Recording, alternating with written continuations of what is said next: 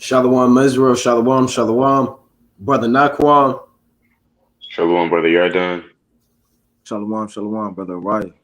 another Monday night fire, giving, of course, all honor and glory to Yahweh, by Shema Mashiach Pamalak Yahushai.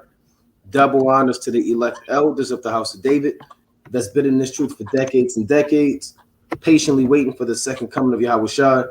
A hearty shalom to the mighty men of the Lord that go out on the highways and byways, risking their life to magnify the name of the Most High and His Son, Yahweh by Shema Mashiach Yahushai. Shalom to all of the men that may not be out there on the highways and byways as of yet, but they're working on it. They're getting built up in the spirit. They're praying, fasting, studying, being diligent and abounding in the work of the Lord. Shalom to all of the Aquath out there, the sincere sisters out there, holding it down in the households, reverencing their husbands, being submissive, being diligent, and moving in the spirit of our righteous foremothers. It's Monday Night Fire. It's the hour of temptation coming, and the precepts about to get rolling, man. Right? The topic of the Monday Night Fire is the hour of temptation. Right? And we're gonna kick it off with Revelation chapter 3. Right? We're gonna kick it off with the hour of temptation. Right? And for those you may not know, you saying, is it 60 minutes? How long is this thing gonna be? What is the hour of temptation? Let's deal with it, right? Y'all, do you mind reading Baba Kasha? Revelation 3 and 10. This is the book of Revelation, chapter 3, verse 10. Because thou hast kept the word of my patience, I also will keep thee from the hour of temptation, which shall come upon all the world to try them that dwell upon the earth. Now read that again. Now keep in mind, this is the church to Philadelphia. So this is a regeneration precept, right? He's telling the church in Philadelphia he's going to keep them from the hour of temptation, right? Let's read it again. Book of Revelation, chapter 3, verse 10. Because thou hast kept the word of my patience. Right? The word of his patience is this truth, right? This understanding, this knowledge. You kept the word. You didn't get seduced. You didn't fall out. You didn't have your flame get burnt out, right? You didn't get defiled by women, right? You kept the word of his patience, right? A quick precept, lock him, hold that, right? Let me get this in 2nd Ezra chapter 2. The Lord said, you have men that stood so stiffly for the name of the Lord, right? That's keeping the word of his patience, right? 2nd Ezra chapter 2 and verse 40. Let me get straight to the point. 42. I, Ezra, saw upon the Mount Zion a great people whom I could not number, and they all praised the Lord with songs. Right? These are the same men you read about in Revelation 7 and 9. Right? It reads, and in the midst of them, there was a young man of high stature, taller than all the rest. And upon every one of their heads he set crowns, and was more exalted, which I marveled at greatly. So I asked the angel and said, Sir, what are these? He answered me and said, These be they which have put off the mortal clothing and put on the immortal, and have confessed the name of the Most High. Now are they crowned and receive palms. Then said I unto the angel, what young person is it that crowneth them and giveth them palms in their hands? Because he actually saw Yahushua, but he didn't know. He didn't know that was the Lord, right? Here's the point, verse 47. He answered me and said unto me, it is the Son of the Most High, whom they have confessed in the world. Then began I greatly to commend them that stood so stiffly for the name of the Lord. And that's a mean verse right there, man. That's what it means. You kept the word of his patience. You stood stiff. But they say in the world, 10 toes down, unwavering, not being tossed to and fro, in the midst of adversity and all manner of affliction. You're going to have men that stand stiffly for the name of the Lord. I got a precept. I'm coming after you. This Luke chapter 21, verse 19, linking back to Revelation 3 and 10. And your patience possesses ye your souls. So patience is a mighty attribute to have. That's something that you should pray for, to be honest. Right? When you're going through hell, when you want to know more scriptures and know more precepts, you have to be patient. Revelation 3 and 10 again, because thou hast kept the word of my patience, I will also keep thee from the hour of temptation. So you have to, be patient in all things. The Lord said plainly, and your patience possesses ye your souls. That's right. It's the book of 2 Peter, chapter 1 and verse 12, and it reads, "Wherefore I will not be negligent to put you always in remembrance of these things, though ye know them, and be established in the present truth." So Peter knew he was about to get offered up to be destroyed, man. And he's saying, look, before I go, I'm letting you know you have to stand 10 toes down. You have to read. You have to pray. You have to fast. He said, though you already know them and be established in the present truth. Yeah, I think it meet as long as I am this in this tabernacle to stir you up by putting you in remembrance, knowing that shortly I must put off this my tabernacle. Right? His tabernacle is his body, man. It says, even as our Lord Yahweh Shai have shewed me. Right? So Peter, Paul, all the men of the Lord, and they kind of knew That's that right. That's right. man. And you could kind of feel it through the spirit. When you get grabbed up, don't think, well, I don't know where I'm going. Where are they taking me? Can't get the scratch in your beard. You got to know what's at hand, man. Just like our forefathers did. It says, knowing that shortly I must put off this my tabernacle.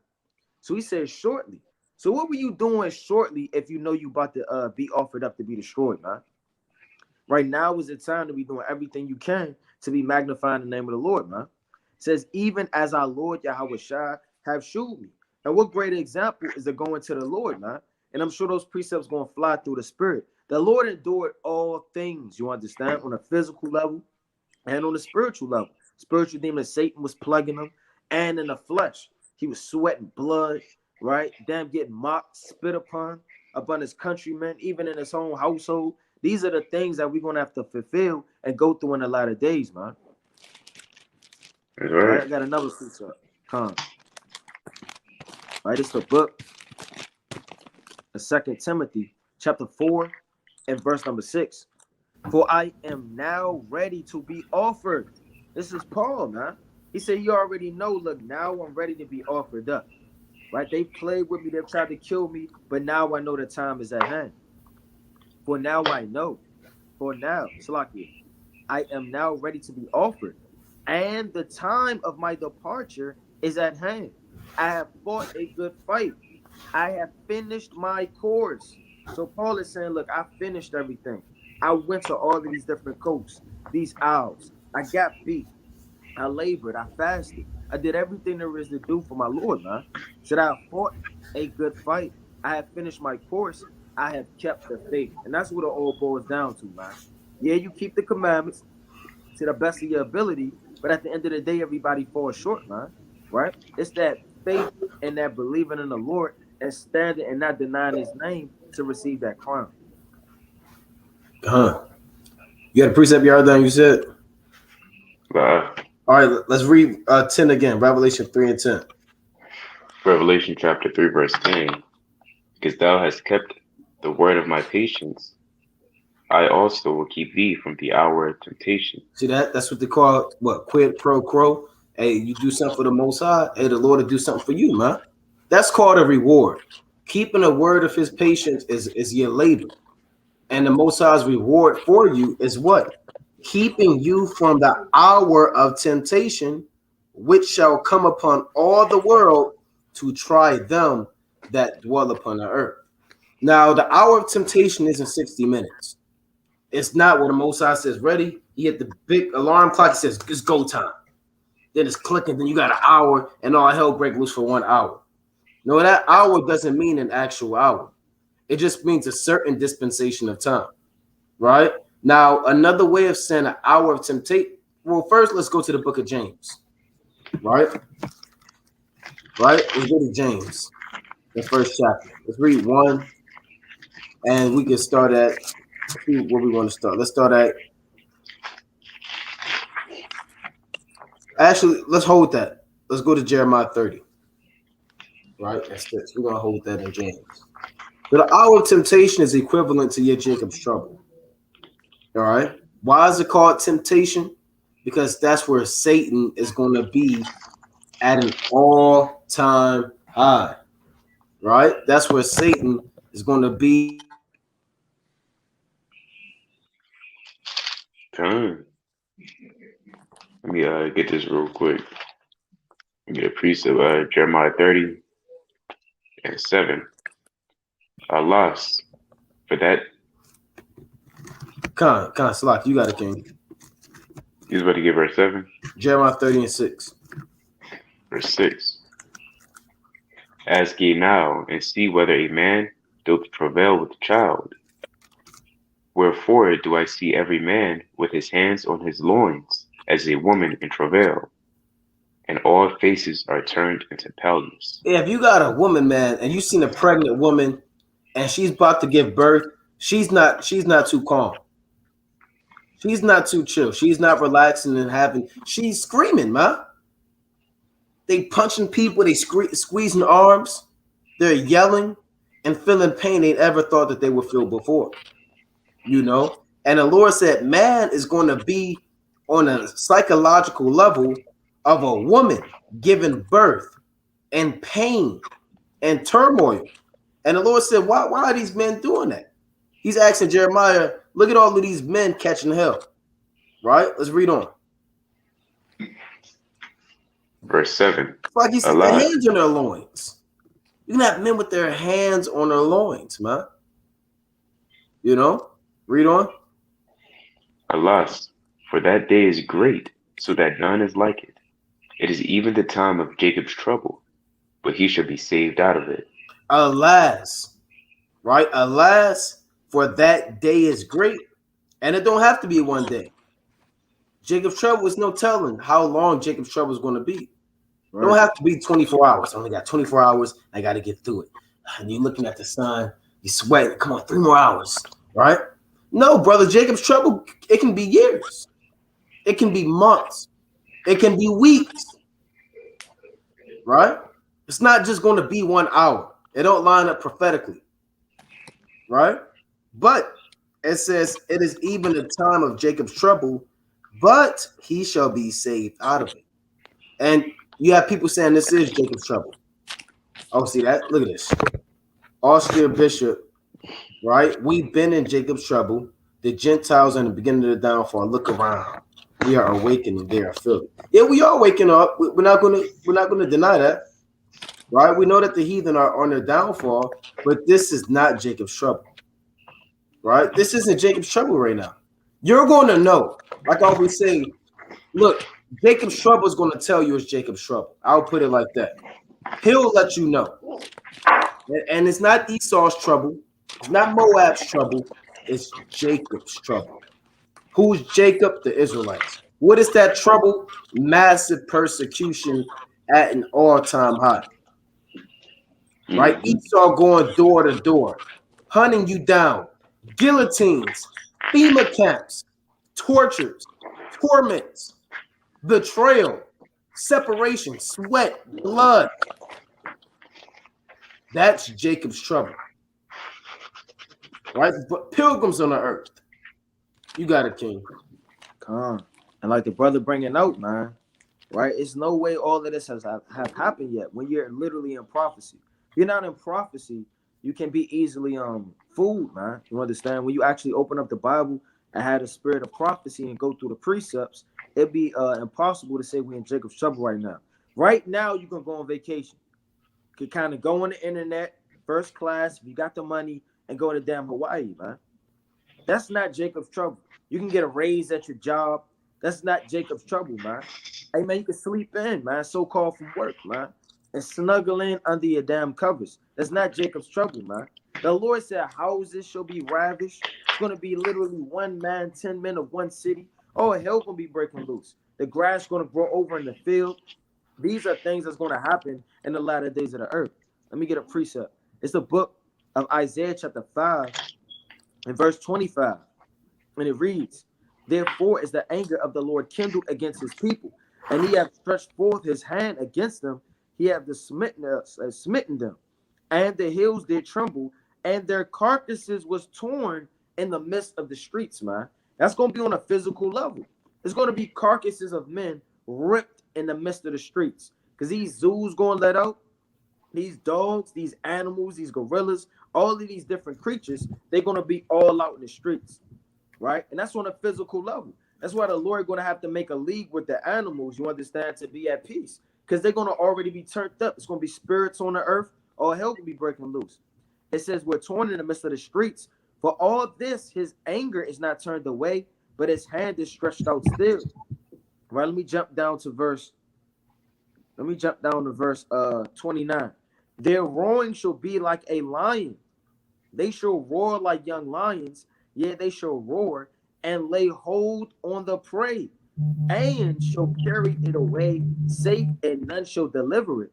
In that day they shall roar against them like the roaring of the sea. And if one look unto the land, behold, darkness and sorrow, and the light is darkened in the heavens thereof, man. So when that day is going to be dark on the earth, and you know when rushing in like a sea, you can't tell the sea to stop. You can't swim through the waves and endure the temptation and the current. You can't do that. You get swallowed up. These nations are going to rush in from all four corners, from the damn north, the south, the east, the west. They're going to kick down doors. They're going to grab you up. And then it's going to be no time to be getting ready, man. You either ready through the spirit or you're not. You can't. There's a lot of people, and we're going to touch on it through the spirit. It's under this damn bug out bag spirit, man.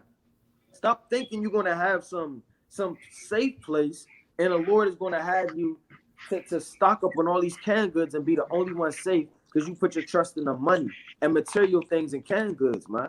That's not going to save you. So like the Lord said, let me read 30 again. In that day, they shall roar against them like the roaring of a sea. And if one look unto the land, behold darkness. There's not darkness in the land right now. You understand? You could go to work. You could go see your cousins, your family. You understand? Yeah, this is Babylon. It's hell. But in that day, it's going to be even worse.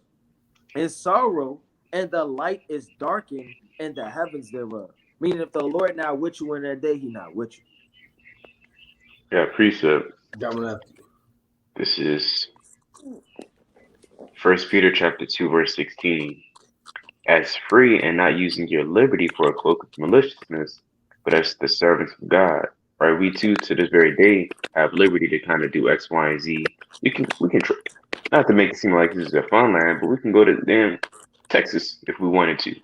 You know, we have liberty to do a whole lot of things. Right? Brothers can go to the next country if they want to. They can build up a little house. They can have like a little business or whatever. You're not going to have those same liberties as you today in Jacob's trouble. So for Israel to say that this is Jacob's trouble right now at 7:05 on a Monday, you're wrong. How's this going to be Jacob's trouble when you kind of sleep in tomorrow? You can make spaghetti tonight, make pancakes in the morning. You think you can do that in Jacob's trouble? Go to the ice cream man in Jacob's trouble, see how that's going to work. You're not going to find him. There's going to be a famine. There's going to be a food shortage. It's going to be terrible in that day. Nobody now is like, brother, you can go buy a dog, you know? You got it. God, hey man, and we thinking of a lot of precepts. Man. There's a lot of precepts in the vault that are most likely willing we could bring them all out. Right now, for brothers, and we're not mad at brothers who stand in Jacob's trouble. We're not going to be mad. We're not going to lose sleep at night. But you have to go over the prophecy. That's why you have to be taught. The Lord said, "With the time you ought to be teachers, you have need that one teach you again." Right? That's one of the first principles of the oracles of the Most High. Right? This is Revelation chapter 6 and verse 4. And there went out another horse. It's like I'll go to verse 6, Revelation 6 and 6. And I heard a voice in the midst of the four beasts say, a measure of wheat for a penny, and 3 measures of barley for a penny, and see thou hurt not the oil and the wine. And when he had opened the 4th seal, so right now you're in the time of the 4th seal. That's why you have massive earthquakes in Haiti. That's why you have wild floods in New York and bombs dropping to a certain extent. Not like it's going to be in World War III, but it's kicking up. It's brewing up. Right? That's why you have wild beasts on the loose and all manner of disease on the earth and pestilence and plagues. Because this is the time of the 4th seal. You have 7 seals documented in the Bible and 7 trumpets within that 7th seal. So if you understand the seals, you can measure the times diligently within itself to see how close you are to approaching Jacob's trouble. Because within the seals, you'll find that as you get to a certain seal, that'll let you know it's Jacob's trouble. Right? So right now you're in the 4th seal. Right? Let's read on. It reads, and behold, I'll read 7 again, Revelation 6 and 7. And when he had opened the fourth seal, I heard the voice of the fourth beast say, come and see. And I looked, and behold, a pale horse, and his name that sat on him was Death, and hell followed with him, and power was given unto them over the fourth part of the earth, to kill with sword, and with hunger, and with death, and with the beast of the earth. So you have a certain amount of angels. What the Lord called these massive angels, he chalked it up as death, right? And they have power to kill man with many different ways in these last days, man. The earth is opening up. Like I said, wildfires. They're putting spirits of revolution on the earth, sedition. Right now, you can say, "Well, I don't see a pale horse. I don't." You're not going to literally see it, but it's here. It's one of the chief spirits on the earth in the last days.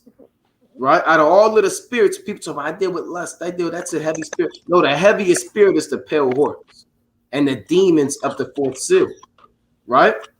Now, during that time, they're going to slowly increase the negative image of the Israelites. They're going to slowly build. It's a slow build up. It's like slow roast, man. Right? Like the beat build. You just let it build up and build up and build up, and then you let it happen, man. And that's what it is. The Most High is building this thing up. Because in this movie, right, by Yahweh Shemyahushai, the earth being the stage, Jacob being the main character, Esau being the antagonist, the other nations are the extras. Within this movie, you have a climax. Every movie has a climax. You have the scenes leading up to the climax, right? When Yahweh returns, that's the climax, man. He's going to return immediately after the tribulation. Right, let me read this real quick. This Revelation chapter 6 and 9. And when he had opened the fifth seal, I saw under the altar the souls of them that were slain for the word of the Most High, and for the testimony which they held. And they cried with a loud voice, saying, how long, O Lord, holy and true, dost thou not judge and avenge our blood on them that dwell on the earth? And white robes were given unto every one of them. And it was said unto them that they should rest yet for a little season, until their fellow servants also and their brethren that should be killed as they were should be fulfilled. So the fifth seal is really the peak of Jacob's trouble. We're going to tell you that again. The fifth seal is your climax of Jacob's trouble.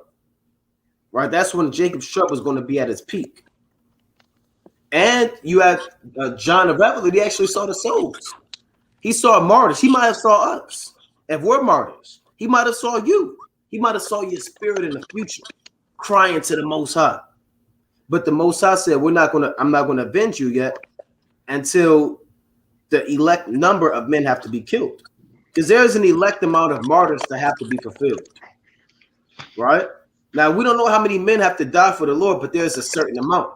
Once that amount caps out, then the Lord is going to return. So when you understand the prophecies, it's impossible for this to be Jacob's trouble, because where is the massive death amongst the prophets happening right now? Right. Like, y'all said a prophet right now. If you're a prophet, you can go and damn go to a buffet, man. And the Edomite might hold the door for you. You might get pulled over by a police officer. You talk about the big game, right? You know, you can get away with things now. We can go out on the highways and byways, and we do that to East. So they ride past in the damn shopping cart, go-kart, and we kind of shake the hand at them. And they can't say nothing. They just say, you guys better behave. And they keep it going. Right? You got it, King. Right. And like the brother said, man, like, hey, man, you can do anything right now, man. Right? You have the care to do that. In that day, you're not going to have that. It's the book of Isaiah, chapter 9 and verse 17. Therefore, the Lord shall have no joy in their young men, neither shall he have mercy on their fatherless and widows. For every one is an hypocrite and an evildoer, and every mouth speaketh folly. For all this, his anger is not turned away, but his hand is stretched out still. So right now, through the Spirit, if you have any type of sense through the Spirit, you know the Lord can give you grace and mercy right now, man. In that day, you don't have to. He could shut the damn door. You had your time. It's like the parable of the 10 virgins, man. Right now, you could repent. Right now, you could go see the prophets. Right now you can watch the videos. The word of the Lord is still out there. It's in the open. That's why the Lord seek ye me while he may be found, man. Paraphrase. Because you have to get this word now, man. It says, for wickedness burneth as the fire, and it shall devour the bribers and thorns, and shall kindle in the thickets of the forest, and they shall mount up like the lifting up of smoke. Through the wrath of the Lord of hosts in the land darkened, and the people shall be as fuel of the fire, and no man shall spare his brother.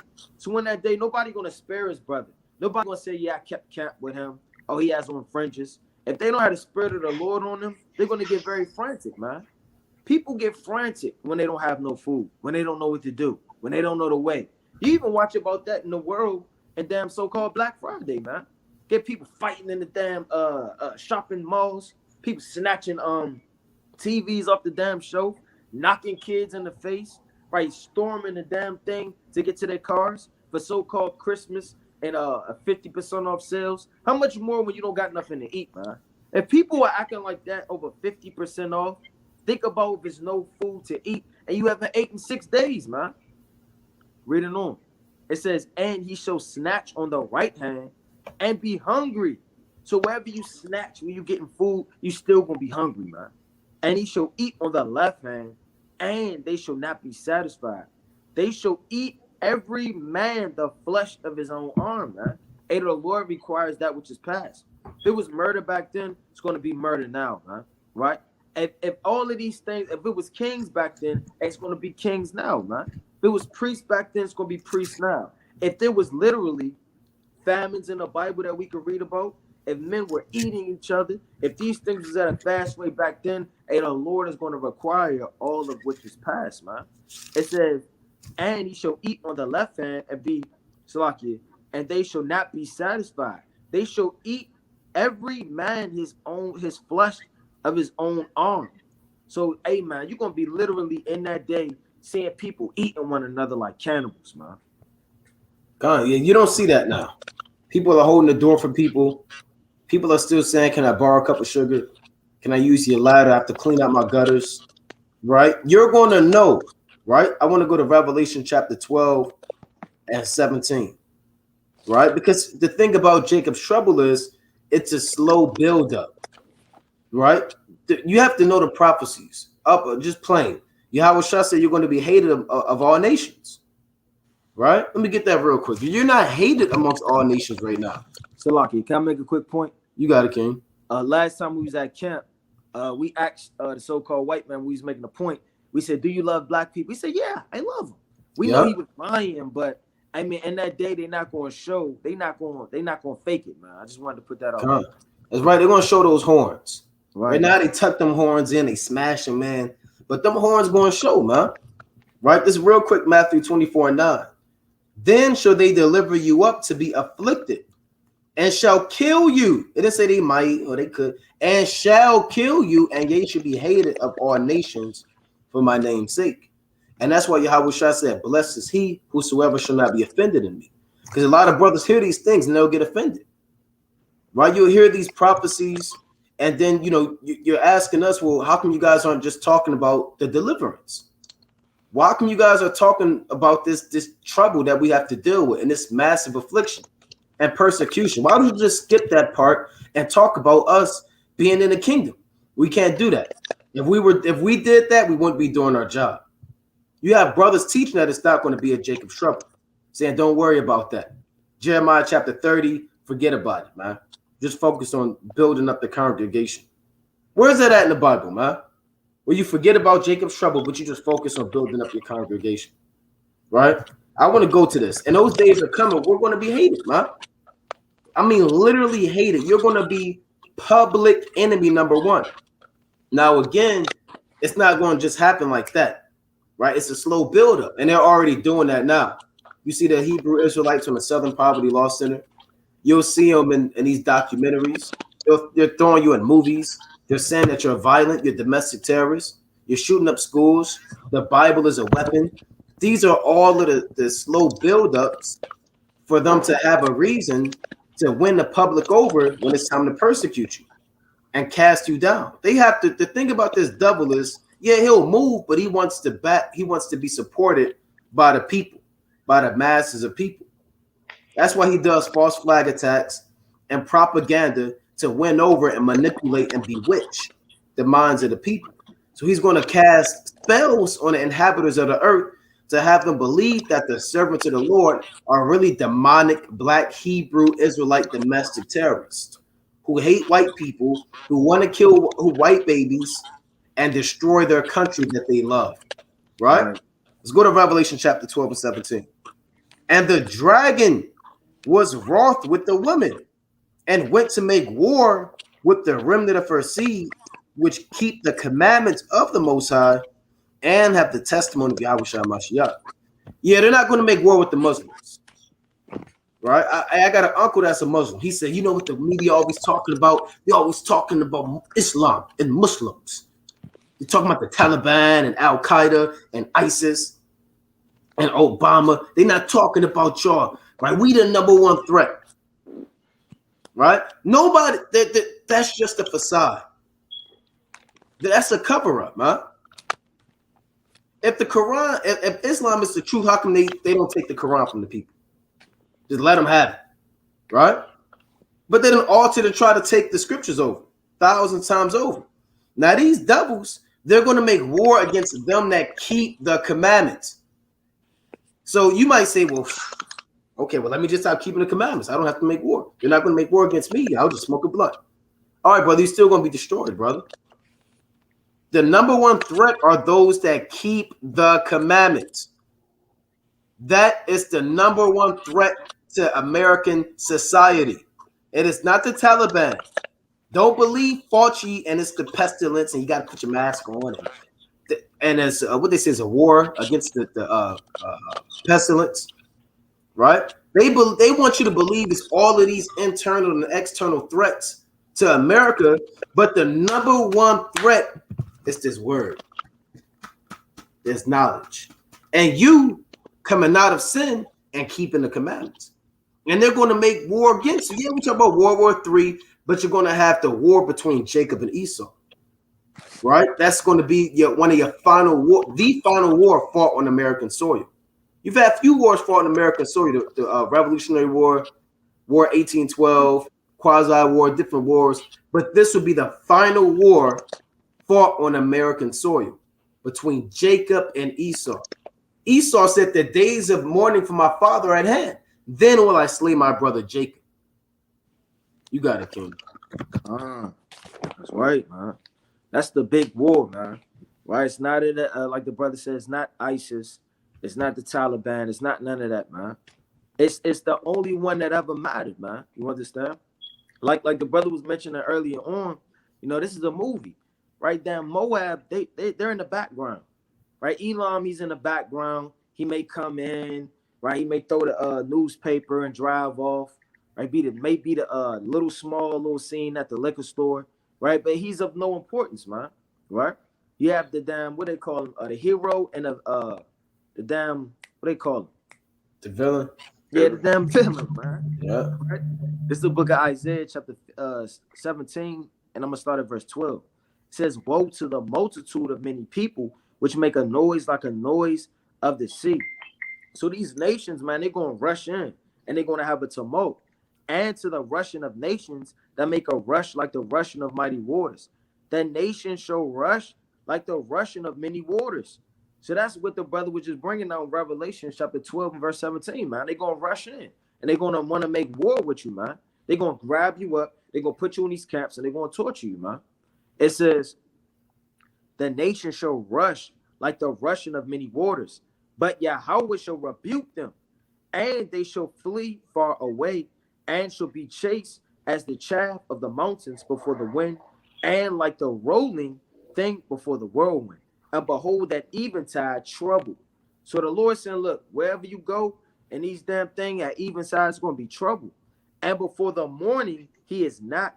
And this is the portion of them that spoil us, and the lot of them that rob us. So a lot of the time when you go into the prophets, they'll skip over a lot of prophecies. Like it just said that they was going to rush in, but the Lord was going to defend us, and then he's going to be not. Right? We could go through a whole breakdown of those three precepts. So when you read in like a lot in Revelation, you'll read three precepts in some contexts, then it'll jump in and out of time. It'll jump over a lot of prophecies. That's why you got to be in prophecy. The more prophecies you know, the more you'll be able to understand the Bible. It's not written in a context where everything is in order and you'll understand everything. Even from the books, you understand to the prophets, even to the prophecies. That's why you have to be engulfed in prophecy to understand the Bible. Now, bear with me. This is from an article, American Jewish Community, right? American Jewish Community. You can look it up on your own, right? You can say, well, you know, I made this article. I don't know how to do that. So I didn't do it, right? It says it's like it says translate hate, not the real Jews. So they're saying if you're saying the words not the real Jews, that's hate. It's already hate. As soon as you say not the real Jews, they're saying that is one of the phrases of modern day hate culture. And it's equivalent to saying nigger. You know, you can't say nigger, or what else? You can't call somebody a chink. You can't call them more by the chink. There are socially unacceptable words for ethnic groups, right? You can't call an Amalekite an oven dodger. You can't call them. There are certain things you just can't say publicly. Now the new, you said what? I never heard of that one. What? I ain't never heard that one either. Oven dodger? Oven dodger. Yeah, because you know. But hey, man, look, they say not the real Jews. That's the new thing. If you come out there and say not the real Jews, that's the new hate speech, right? Now it says a phrase claiming that today's Jews are not the chosen people referenced in the Bible. While this phrase has been used by many throughout history, today it is most commonly used by black supremacists. That's what they call us, man. You know, you came to this thing, you want to repent, you want to love the Most High, you want to get beamed up, and all you do is read, pray, study. But this society has already labeled you. Like they labeled you nigger and negro and a byword. They have called you a black supremacist, right? It says today it is most commonly used by black supremacists. Well, who's black? Right? Where's that at in the Bible? That's a contradiction. Right? How can something be supreme when it doesn't exist? So black supremacists claiming black people, not the Jews, are the true chosen people of God. Black supremacy has roots in black chosenness. So that's a new thing. They say you follow black, you're one of those guys into black chosenness. Right? This devil's a damn liar because he made himself like Jesus. So how are we the black chosen? Is when you're God and you're Jesus and you're all of the angels and Abraham and Moses and you're them in all of the Hollywood movies. You're the people of the Bible. But then you have the Israelites, the biblical Israelites, coming out of saying we're the chosen people. Now it's black chosenness. This damn hypocrite, man. Right? It says black supremacy has roots in black chosenness, the belief that African Americans are the descendants of the 12 Hebrew tribes of Israel who settled across Africa after the destruction of the kingdom of Israel and were eventually sold into slavery during the Atlantic slave trade. Right, this is the last part I want to read. Black supremacy argues that black people are superior to all other races and that white Jews, and they put quote unquote, but they didn't do it for black people, right? That white Jews are imposters. Elements of black supremacy can be found within the black Hebrew Israelite movement, as well as within Nation of Islam under the leadership of Louis Farrakhan and his supporters. In the age of social media, some black supremacists have co-opted the language of white supremacists when discussing Jews, calling them termites and bugs and with subhuman features. Some anti-Semites on both the right and left claim that Ashkenazi Jews are fake Jews and that Israel is a fake nation. This accusation has been used historically and continues to be used by those who believe in the Khazar conspiracy theory dispelling the Jewish connection to Israel. And they're going to use articles like that and propaganda like that to call you a black supremacist. You got it, King. This is the book of Ezekiel, right? Chapter 7 and verse number 11. Ezekiel 7 and 11. It says, violence is risen up.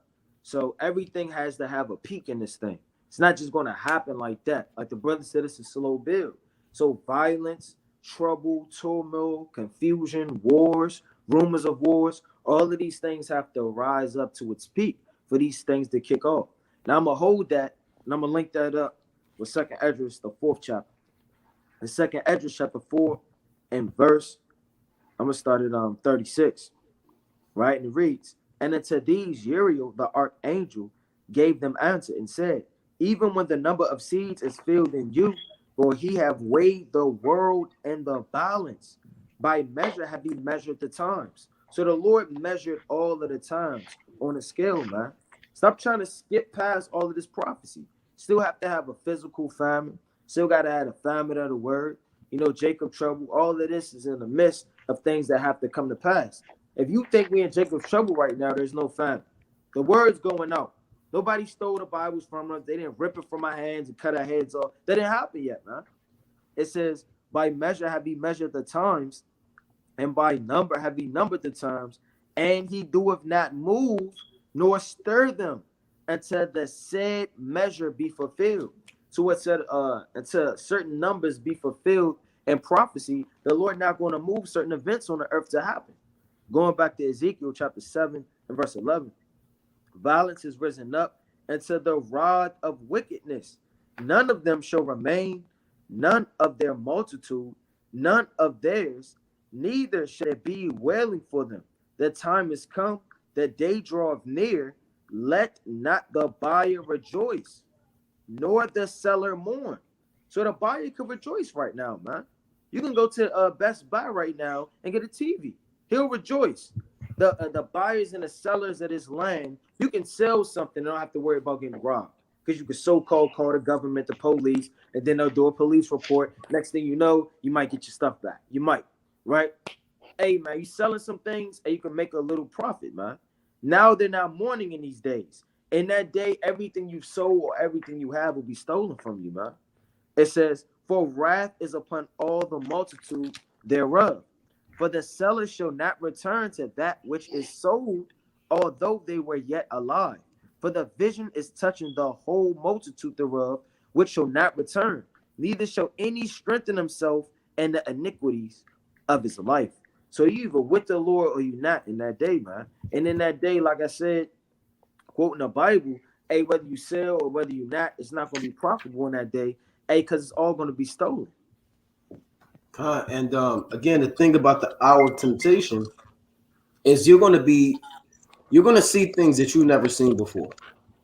A lot of you brothers, I'm from Compton, I'm from the east side of Detroit, I'm from LA, I'm from Baltimore, I'm from Chicago. I done seen it all. I done grew up. Hey, look, you have never seen even close to what you're going to experience in Jacob's trouble. You're going to see loved ones die.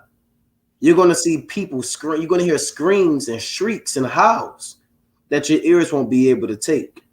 You're going to be able to smell the dead corpses and bodies. And you've never smelled damn thousands of dead bodies on the ground, right? Yeah, you might have ran away from one police officer. He tried to pull you over. You popped the corner. You lost them. You've never ran from the entire military might of the so-called white man. Shooting you're going to shoot tanks at you. Tanks and missiles. The damn RPGs, they're not just going to arrest you. They're looking to kill. So that's why it's called the hour of temptation, because now who's the tempter, right? The tempter is Satan. Read the book of Matthew, the 4th chapter. Read Luke, the 4th chapter. The tempter is Satan. And guess what? You're going to have to make decisions in those days like you've never made before. And you're going to have to make quick decisions. And your faith is going to have to be the catalyst and to propel you to take those steps in those days, man. So that's why it's the hour of temptation. You're going to be tempted. Do I serve the Most High? Do I just bow down or sell out? Right? Do I choose my loved ones or do I choose the Lord? Right? Do I stay and get all of my belongings or do I leave and be a pilgrim on the earth? You're going to have to make these decisions, man. A lot of brothers, you can't take the temptation now.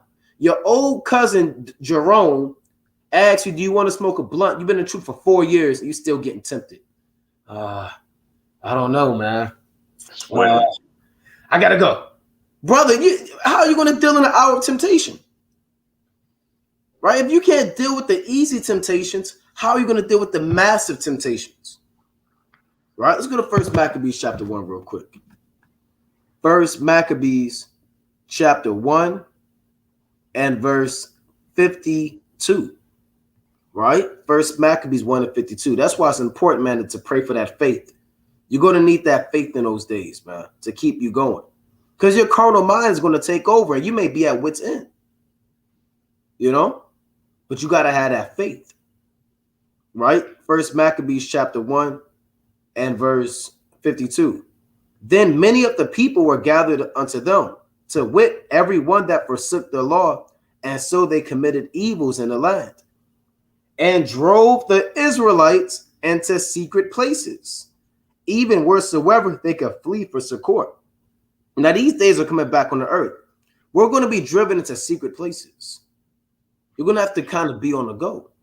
A pilgrim on earth. You're not going to just sit around on the highways and byways. Yeah, it's Jacob's trouble. Give me the book of Revelation 13 and 9.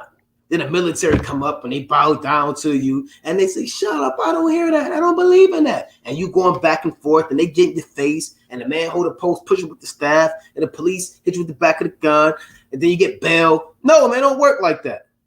They're looking to kill. Or you're going to be dodging gunshots. A lot of brothers, you never heard a gunshot. You never heard of AR-15, M16, AK-47s. You know? Only in Call of Duty. You said what? Since like you're only in Call of Duty. You're only in Call of Duty. Yeah. When you're getting all into it, cussing out little Edomite nasty boys, right? Calling you nigger. That's the only time you heard gunshots, man. Right? But hey, bro, hey, you're gonna hear military artillery, damn ammunition, you know. But let me read on. You're going to be driven into secret places. What are some of those secret places? Forest, them you know, off the highway, them forests that nobody goes to. You might see a circle of Israelites there. Mountains, caves, right? The days of being a city guy are coming to an end. Well, I'm from the city. I know I take the subway. I know I do so man. This is my block. All you gotta do is cut right, take 2 left, past the corner store, and you in daily house. Hey, look, hey, that city lifestyle is coming to an end. You have to know how to live that lost. Okay, civilization's that way. You know how they do that stuff, man. Then you got to be able to know. Okay, look, that's the unclean herbs, right? Those are the herbs that are poisonous. Like the man in 2 Kings, he put death in the pot, man. He didn't take the raw gourd, shredded it up, gave it to the prophets, and almost killed them. So you're gonna have to know. Okay, I can't eat this. Now, most of us going to be working with you. You're elected. We just tell you on a surface level. Right? But let me read on. Verse 54. Now, the 15th day of the month, Caslu, in the 145th year, they set up the abomination of desolation on the altar and built idol altars throughout the cities of Judah on every side. Now, they literally did this. Right? It says choppy. All right, you got it, y'all. Then I'm gonna see if I can work something out. Slocky. See if I can fix this. Bear with us. You on mute. Look, Slocky. At the water. This book of Acts chapter 27.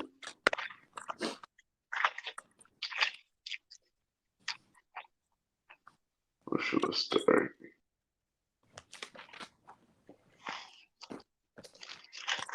Oh, Slucky. Here we go. This is the book of Acts, chapter 27, verse 16. It's like I said, verse 15. I said at 14, right? Now, not to say that this is Jacob's trouble, but our forefathers, the apostles, they went through things that you've never been through, right? And we're going to go through things similar that they went through, but times 10. It's going to be 100 times worse.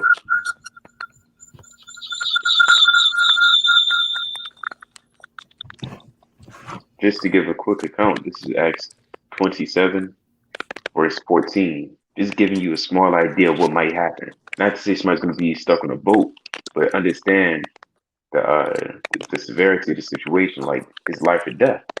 This is Acts 27 and 13. And when the south wind blew softly, supposing that they had obtained their purpose, losing thence, they sailed close by Crete. But not long after there arose against it a tempestuous wind called Euroclydon.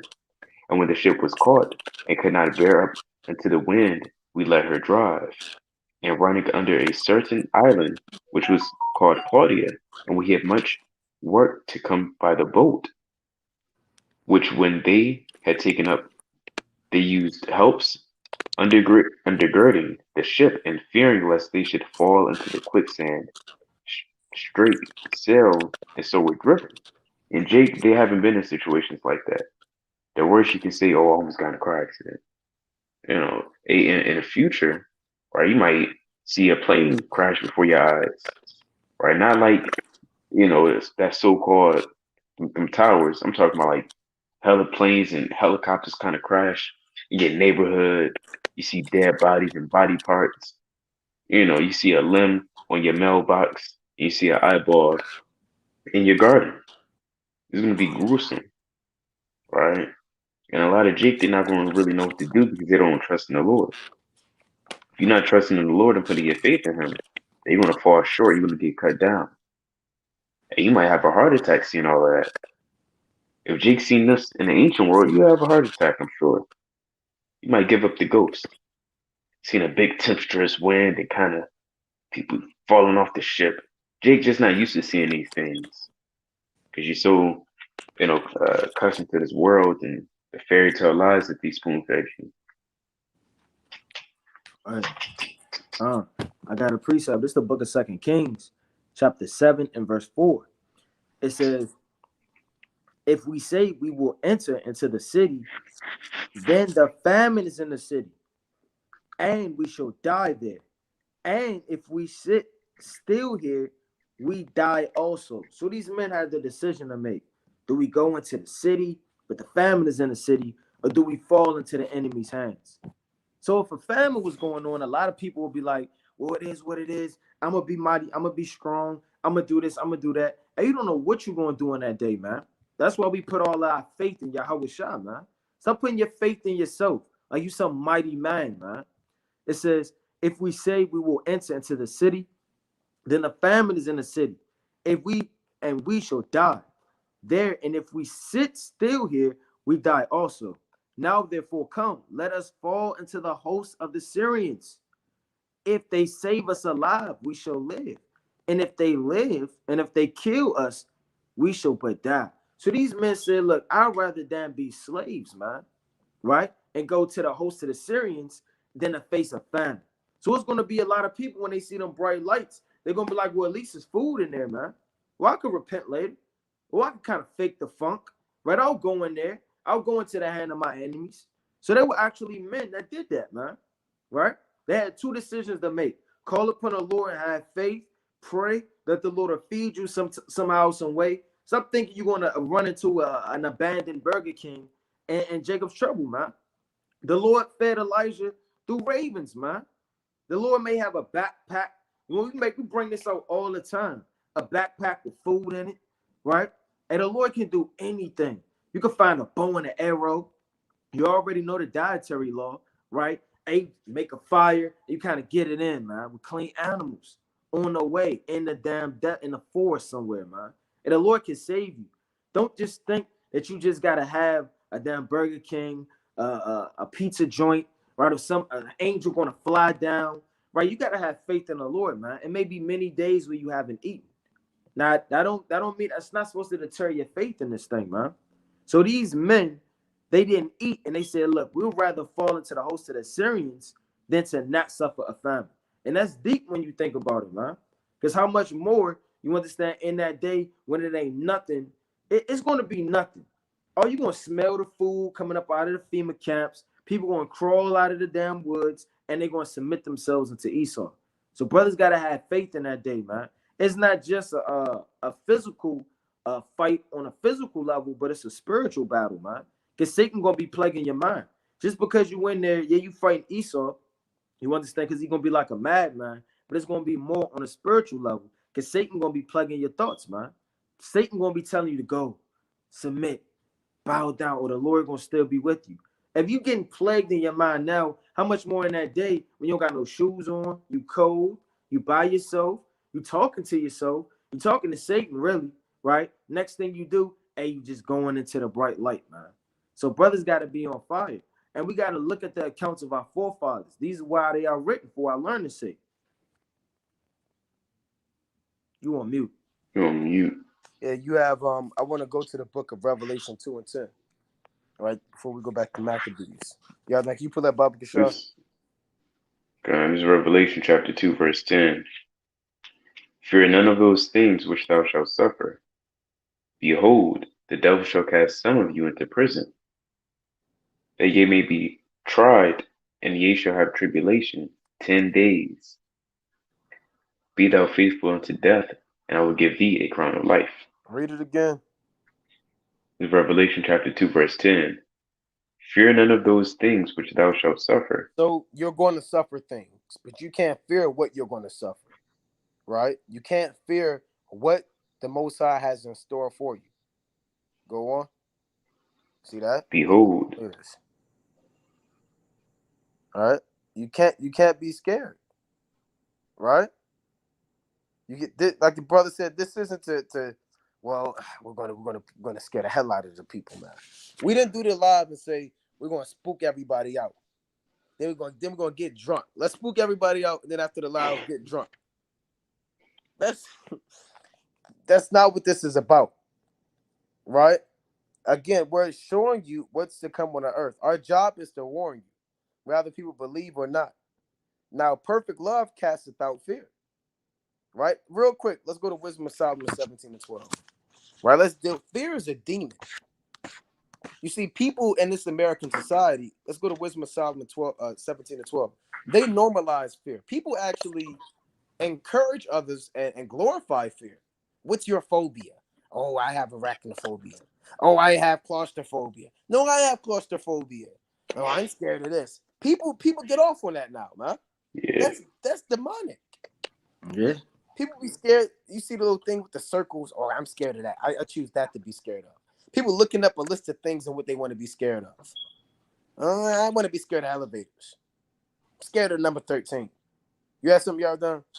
I was going to say, you'll see on social media sometimes, it'll be like new fear unlocked. Yeah, where's that at, man? New fear unlocked? Yeah. We're not dealing with fear, man. That is a demon.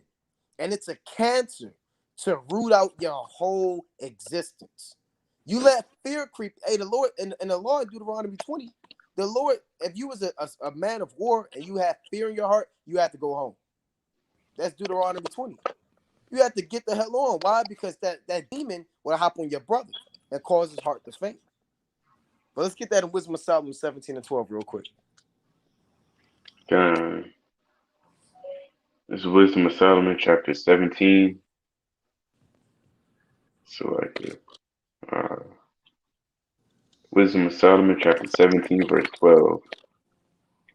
And it reads, For fear is nothing else, but a betraying of the succors which reason offereth. Yeah, so fear is your mind playing tricks on you. Right? That's all it's saying. Fear is nothing else but the betraying of reasoning, or the betray. So, like, read it again, Baba Gashar. For fear is nothing else, Fear is but nothing else but what? But a betraying of the succors which reason offereth. The betraying of the succors which reason offereth. So a man of reason should say, okay, well, Yahweh Bashmi Shah is with me, right? But a man of fear, he forgets that the Most High is with him. He has been betrayed by the fact that the Lord dealt with the three holy children. He has been betrayed by the fact that the Most High dealt with Abraham. His mind has betrayed him to have him forget the many accounts of the Heavenly Father delivering our people. And once you begin to forget those accounts and get betrayed by the flesh, that's when fear sees the door wide open and creep in and destroy you. So you can't have fear in those days. What do I do? real quick, let's go to Sirach 2. Right? That's spirit. Or you was there 2 and 12. 2 and 11. Sirach chapter 2, verse 11. For the Lord is full of compassion and mercy, long suffering, and very pitiful, and forgiveth sins, and saveth in time of affliction. Right? Woe be to the fearful hearts, and faint hands, and the sinner that go to his ways. You can't have a fearful heart and faint hands. Uh, oh, this is Jacob's trouble. You can't be like that, man. You're gonna have brothers sweating, fainting. I don't want to be around a brother that faints in Jacob's trouble. He just outright pass out, and he wake up and the missile come, hit him and destroy him. That's the only time he wake up. Right? So it says, woe be to fearful hearts and faint hands, and the sinner that goeth two ways. Meaning a sinner that goeth two ways is a double-minded man. 1 minute he go that way to the Lord. Nah, the Lord don't got me. I broke the commandments in 2019. Right? Go on. Verse 13. Woe unto him that is faint-hearted, for he believeth not. Therefore shall he not be defended. Damn. That's the mean one right there. The Lord said, woe to him that believeth, that is faint-hearted, for he believeth not. Therefore shall he not be defended. The Lord isn't going to defend you in that day if you don't believe. You're going to be destroyed with your fringes on and your beard, right? And your head wrap if you're a woman in your dress, right? And you all of your breakdowns, you got all of the infinite knowledge and all of the time you spent getting the 10 horns. Is it Europe? Right? Was it? Then you got the 7 heads and all of that just to be fearful in that day. When that air raid siren go off and you piss your pants and you die of a stroke. You got it, King. Let me bring this up. 2 Maccabees chapter 15 and verse 7. Like the brother said, man, you got to know the Lord with you, man.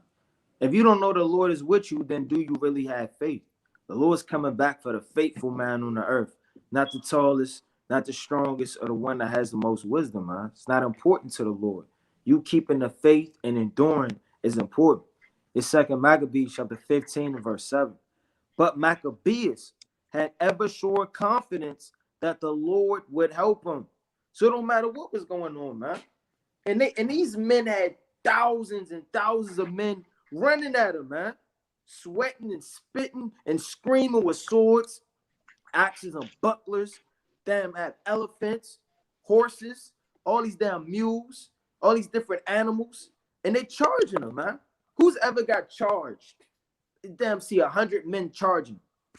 But brothers always say, yeah, I've been jumped before. It was 5 of them too. Well, what does that mean, man? Right? There were hundreds and thousands of men charging our forefathers, man, in war, man. And they didn't run nowhere. When you watch these old movies, they got like the line and they all just sitting up there in the line. Then you have the 2 men that go out there. You kind of read about that in First Samuel chapter 17, man, right? About David, right? Hey, they send their fighters out there. Next thing you know, hey, they will charge, man. Or they have their strongest fighter and the other strongest fighter, they'll go at it, man. So this was really war in the ancient world. And if you would have saw all of those men, right, and saw all of that army, a lot of people would get shaken in mind, man. Hey, but Judas Maccabeus, they said, had ever sure confidence that the Lord would help him. When you jump down to verse 23, this is what he did. Wherefore now also, O Yahweh of heaven, send a good angel before us for a fear and dread unto them. So what did he do? He prayed that the angels would be around him. And he said, send a good angel, right? Because they're death angels, man. So there's all types of angels. So Judas Maccabeus, he kind of got real spiritual and said, send a good angel, right? To protect us. And through the might of thine arm, let those be stricken with terror. So what is terror really for? The enemies, the heathens. Hey, the Lord said, plain upon tables through the hand of Judas Maccabeus, hey, send terror among them, not us. So Judas Maccabeus had confidence while he was praying for his enemies to have terror. So Esau should be the one to have terror, man, in that day, man. Because if you touch the Lord chosen, you're going to die, man. And you may be that man's slave in the kingdom or that woman's slave in the kingdom. It says, and through the might of thine arm, let those be stricken with terror that come against thy holy people to blaspheme. And he ended thus. Then Nicanor, right, and they that were with him came forth with trumpets and songs. You know how intimidating that is? See a whole damn army, they got trumpets, they blowing them. A lot of men, they'll lose their mind. It sounds too mighty. Then they'll scram, man. What if you had them damn bullhorns in that day? And this is not a drill. They kind of played a little thing on the TV all the time. And it kind of played a little national so-called security thing. Hey, but in that day, it's going to say this is not a drill, man. This is an effect. So when them trumpets sound, just like it did in that ancient world, it's going to be on, man. But Judas and his company encouraged the enemies, right? Encountered the enemies with invocation and prayer. So while they was going to war, what did they do? They called upon the name of the Lord. They had ever sure confidence that the Lord was with them, right? And they prayed, man. So brothers got to remember these things. Don't be frantic and not know what to do. Because if you don't know what to do, what you going to do in that day, man? Somebody beating on your door on a physical level trying to rob you, and you sitting up there, do I cut the stove off? I got my peas running, and my TV is electricity. Do I flip my mattress? Do I call my uncle? Hey, they gonna run in the damn door on you, man. You gotta know what to do immediately, man. You got it. God, I wanna go back to 2 and 10 in Revelation, right? When the Lord said, "Fear none of those things which thou shalt suffer." Book of Revelation, chapter 2, verse 10. Fear none of those things which thou shalt suffer. Behold, the devil shall cast some of you into prison, that Right? ye may be And tried. we're going into those prisons. Those are your FEMA camps. It's not talking about the county jail, right? It's not talking about, you got in the back of the damn police car, then he kind of let you out. Those FEMA camps, and they're made strictly for you. They're designed just for you. They may have a FEMA camp with your name on it. This is for the Watchmen for Israel, right? And we hate this band, Araya and Yaradon. They always bringing it out. We're going to give them a cold cell, and it's going to be dark. We're going to play loud music over and over and bright lights and record their family members screaming and crying. And they have to be tortured and hear that, right? And you're going to be cast into these prisons, man. It's not going to be like the prison on Goodfellas. You watch Goodfellas eating steak, unclean lobster. They're coming in with bread. They can walk in and out. No, you're going to be on a maximum lockdown. Hey, real quick. Hold on. Read that. Read on. I got a quick precept after that. Fear none of those things which thou shalt suffer. Behold, the devil shall cast some of you into prison, And that to ye may be. prison, right? Who's the devil? The so-called white man. It's not talking about the spiritual demon Satan is going to lock you up. Right? Go on. That ye may be tried, and ye shall have tribulation 10 days. And like brought out earlier, it doesn't have to be 10 days exactly. Right? It could be 14 days. It could be a month. It could be a year. Lord knows how long it is. We don't want Jake to get comfortable with seeing that number 10 and just say, 10 Yep. days, okay, I can try to do that. And they try to join the Marine Corps to try to, know how I might feel to go through hell. Because that's Damn. what they call modern day hell, going through the Marine Corps, kind of doing exotic drills and whatnot. That's not Right. going to help you. That's nothing compared to Jacob's trouble. That's right.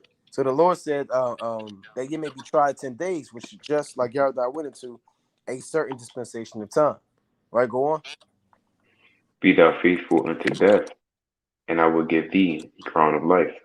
The Lord said, "Be thou faithful unto death, and I will give thee a crown of life." So you have to be faithful, even if you got to get put to death, man. Who knows what's going to read the book of Second? We're not going to read all the Second Maccabees chapter 6 or all the Second Maccabees chapter 7. Right now, we could touch on points, but if we read those whole chapters, man, that's a whole breakdown within itself. These men got tortured, tongue cut out, scalp peeled back, arm chopped. A man got fried in a pan. This devil made a frying pan just for the Israelites. You don't think they have devices just for you? And we may be in those things. Stop thinking you're a lot. Oh, I read Job 5th chapter. I know that's me. I know I'm gonna laugh at it. Well, you don't prepare yourself for that, right? Now, if that happened, it happened. Call on Yahweh by Shemel Shah. But hey, you have many different doors the Most High can bring you in, man. Right? Quick precept. Acts 16 to 24. 23. Look at Acts chapter 22. 16. 20. Acts 16. And the whole chapter's mean, man. Acts 16 to 20. Salakia. Acts chapter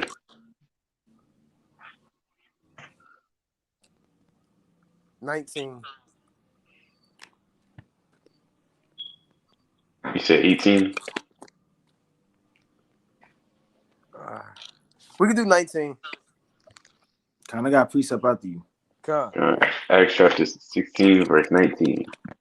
And when her masters saw that the hope of their gains was gone, then cut Paul and Silas and drew them into the marketplace of the rulers. So Paul and Barnabas, they're out there doing the work, right? They shutting down the system of the nations, of the heathen, and guess what? They brought them to the rulers. Go on, and that's what's going to happen to us. You might be out there teaching, and you might get jammed up, man.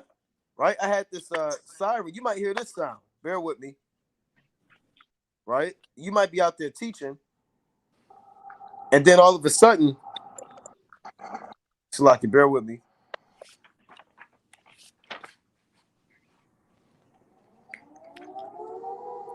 Brothers, hear that?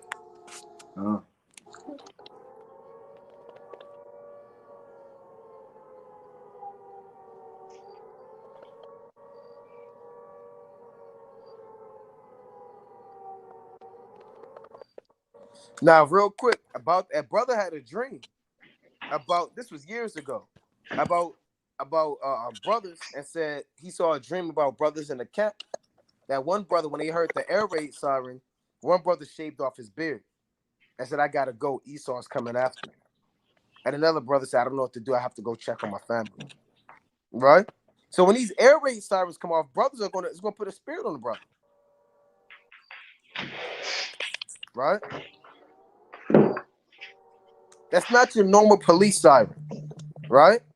That's not a normal police siren. That is a World War III, a end of the world, brother said the purge, martial law siren. And that's going to be all day, right? Now, you may be teaching, you start hearing that, they're going to grab you up, right? Let's go on real quick. Let's read 25. Where did we leave off? Verse 20. 20. God. And brought them to the magistrates, saying, These men, being Jews, do exceedingly trouble our city. And we do exceedingly trouble the city.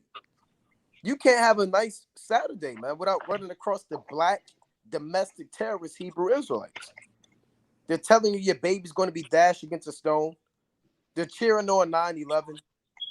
You understand? They want more destruction for America. So we exceedingly trouble the city. We're telling people, we're even breaking down economically the system by pulling people out of the holidays of the so-called white man. Right? No longer, you have millions of Israelites no longer putting investments into Christmas, Thanksgiving, July 4th. This man is losing money. These corporations are losing money. Stores and retail chains are being shut down by the thousands because of the Israelite, who is the number one consumer in the system, withdrawing his hand from the so-called white man. So financially, spiritually, these demons getting stirred up, and they said these Israelites do exceedingly trouble our city. Let's read on. Verse 21. And teach customs which are not lawful to slacken for us to receive, neither to observe, being Romans. Yeah, we're teaching things such as the Passover. Love your brother. You can't be a homosexual. Don't take the poison, right? Don't be a tranny. These are things which they're going to say to us, they're not lawful for us to observe because we're Romans. The same thing that happened during the time of Acts are the same things that are going to happen now. The same charges of sedition, the same charges of treason, the same charges of terrorism. They're coming back on the earth in a big way. Let's read on. Verse 21, slacken 22. And the multitude rose up together against them, and the magistrates rent off their clothes and commanded to beat them. See that? So your magistrates are your like police.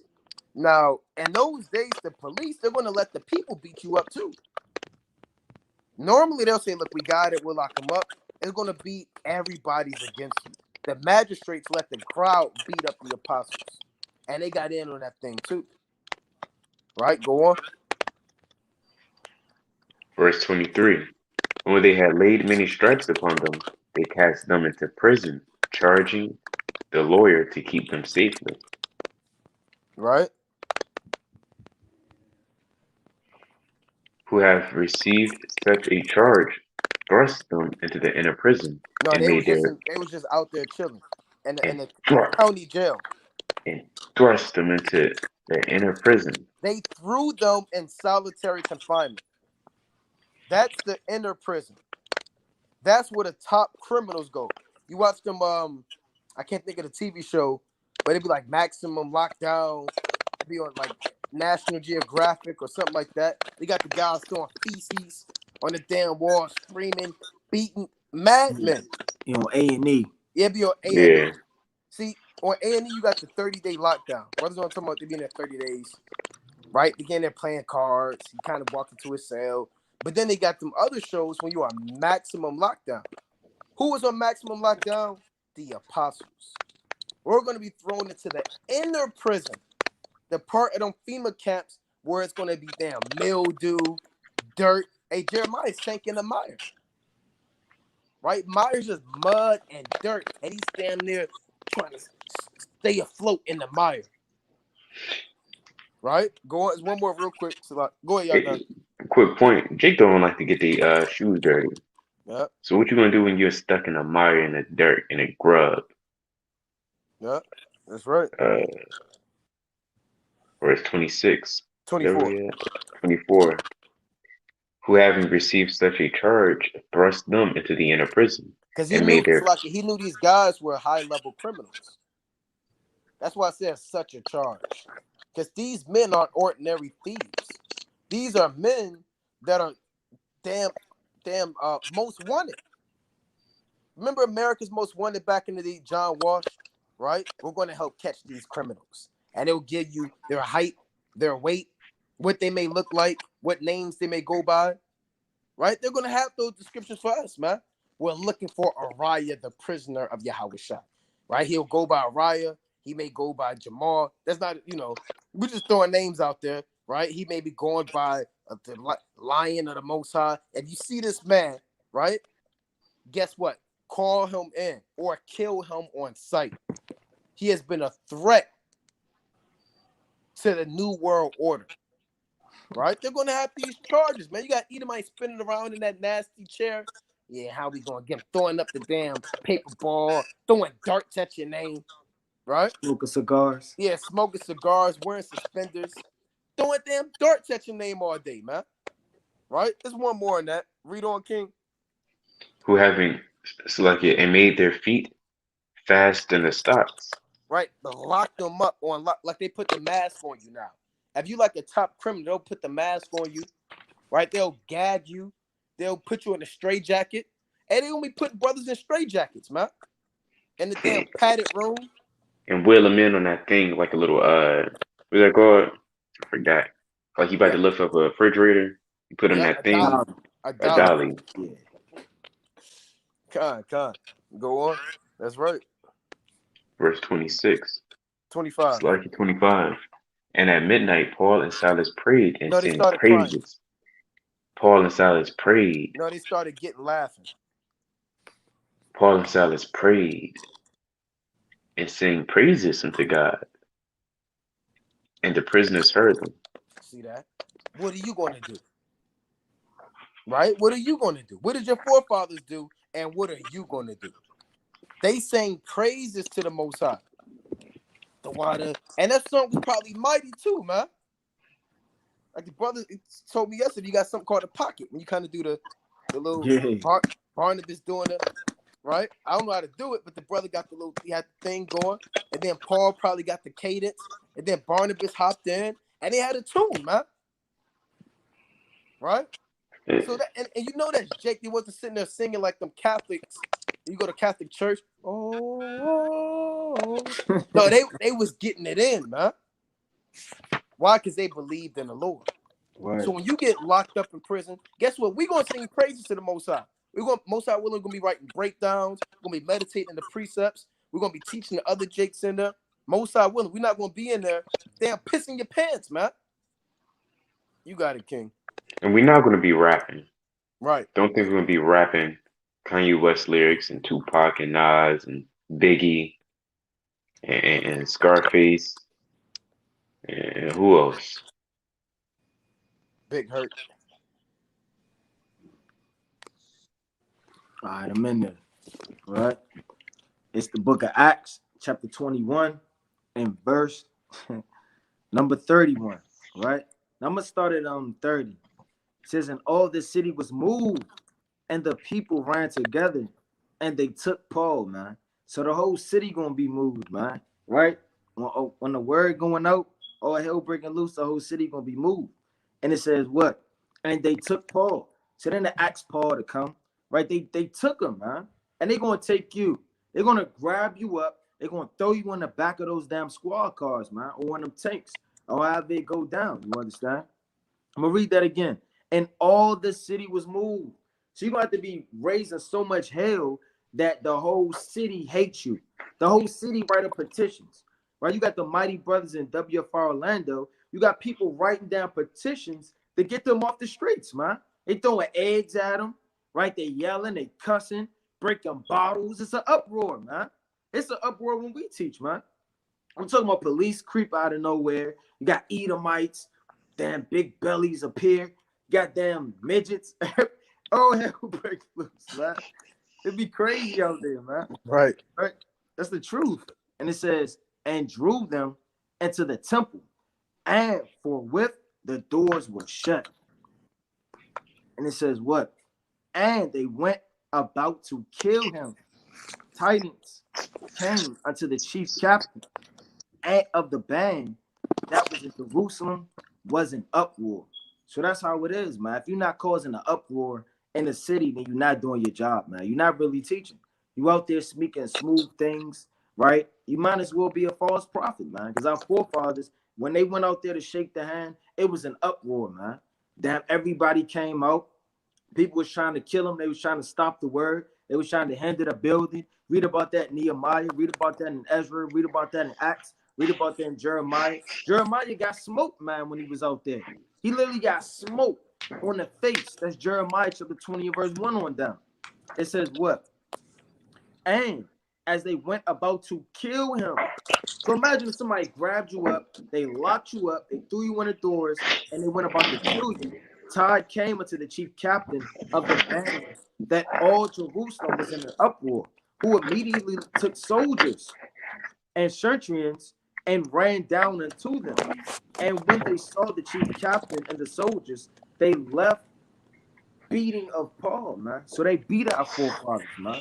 Don't think this is gonna be a quick death all the time.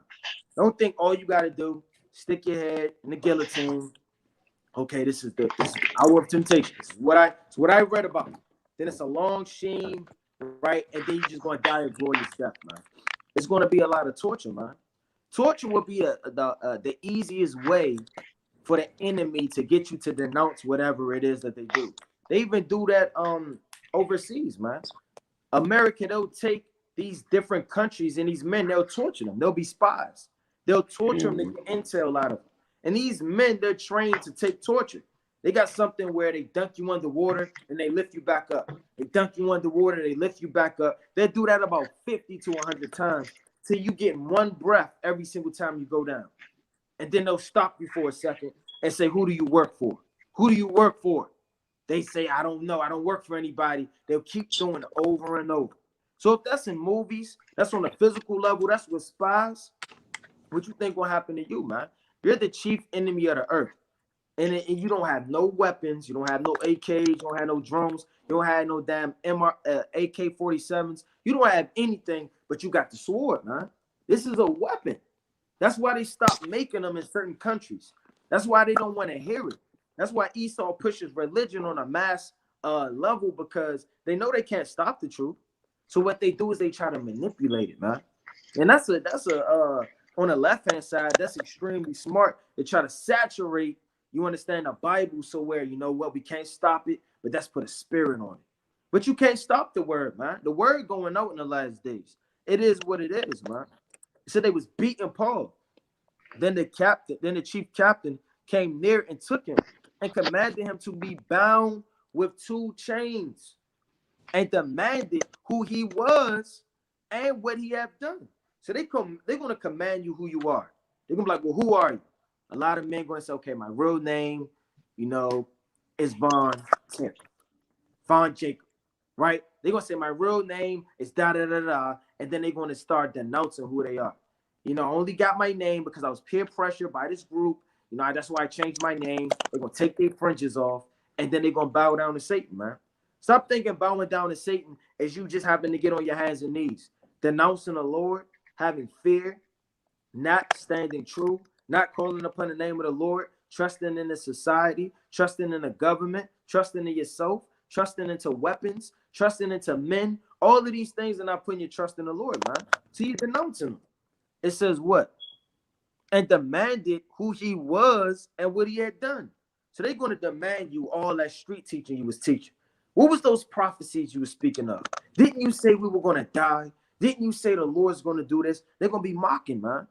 It says, and some cried one thing, some another multitude. And when he could not know the certainty of the tumult, he commanded him to be carried into the castle, right? So the point of the matter is, man, they're going to lock you up. They're going to grab you down. They're going to beat you. They're going to take you in chains, and they're going to deliver you up to be murdered, man.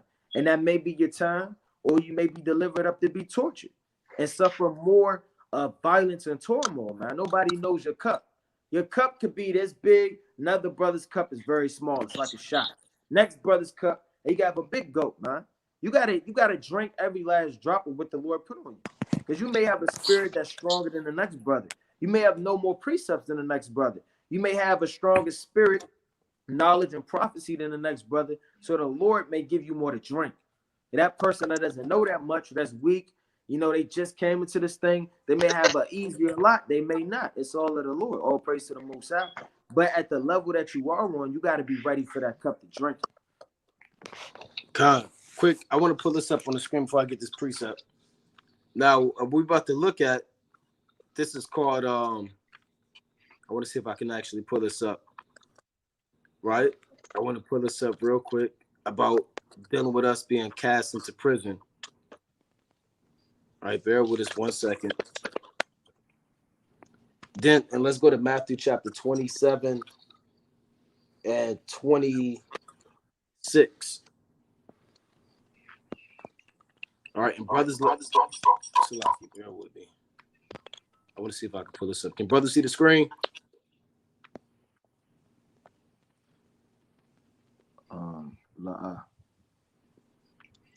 It's probably loading.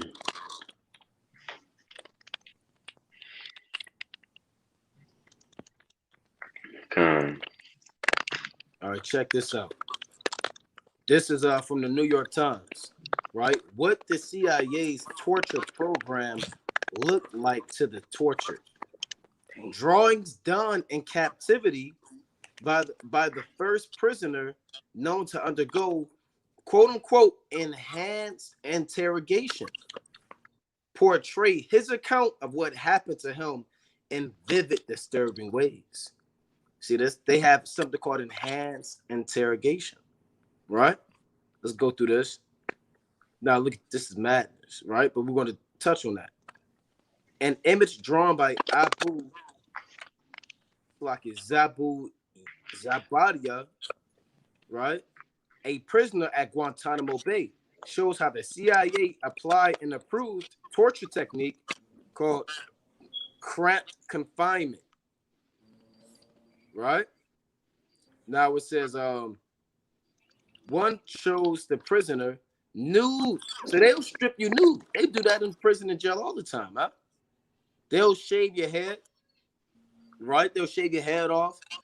They'll shave your beard off. And a lot of brothers, you might get beamed up with no beard, man. Right? You're not gonna, not every brother's gonna make it getting beamed up with a glorious garment on that he wore on Passover, and his oil dripping down his beard, and a staff in his hand. Brothers might get beamed up with no beard, man, and no hair on your head. But that's mercy from the Lord. Yeah, you're gonna be in sin, but the Most High, it says, "Blessed is the man, and to whom the Lord imputeth not iniquity, and in whose spirit there is no guile." So the Lord is looking for your spirit. So it says, one shows the prisoner nude and strapped to a crude gurney, his entire body clenched as he is waterboarded by an unseen interrogator. Right? That's what Ariah was going to, waterboarded. That's slow drowning. Another shows him with his wrist cuffed to bars so high above his head, he is forced on his tiptoes with a long wound stitched on his left leg and a howl emerging from his mouth. Yet another depicts a captor smacking his head against the wall. They are sketches drawn in captivity by the Guantanamo Bay prisoner known as Abu Zubaydah. Self-portraits of the torture he was subjected to during the 4 years he was held in secret prisons. Secret prisons by the CIA. See that? Published here for the first time. So you're going to get a witness. Published here for the first time. They are gritty and highly personal depictions that put flesh, bones, and emotion on what until now has sometimes been portrayed in popular culture in sanitized or inaccurate ways. The so-called enhanced interrogation techniques used by the United States and secret overseas prisons during a feverish pursuit of the Al-Qaeda. Now, if they did this on the Al-Qaeda, and they're not really a threat, imagine what they have in store for Jake. Right? So I want to go down. I'm going to just get straight to the point.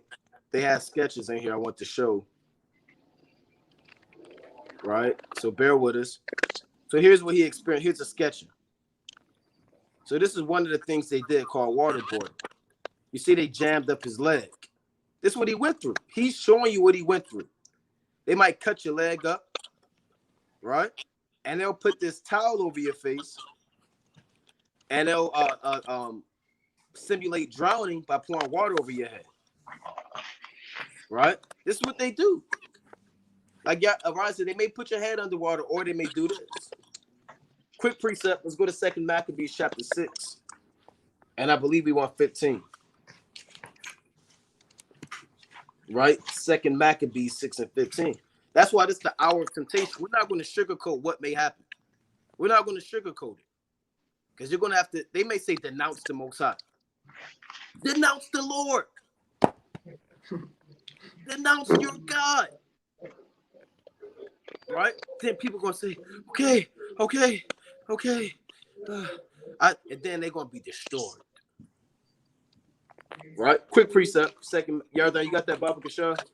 The 2 Maccabees chapter 6, verse 15. Lest that being come to the height of sin afterwards, he should take vengeance of us.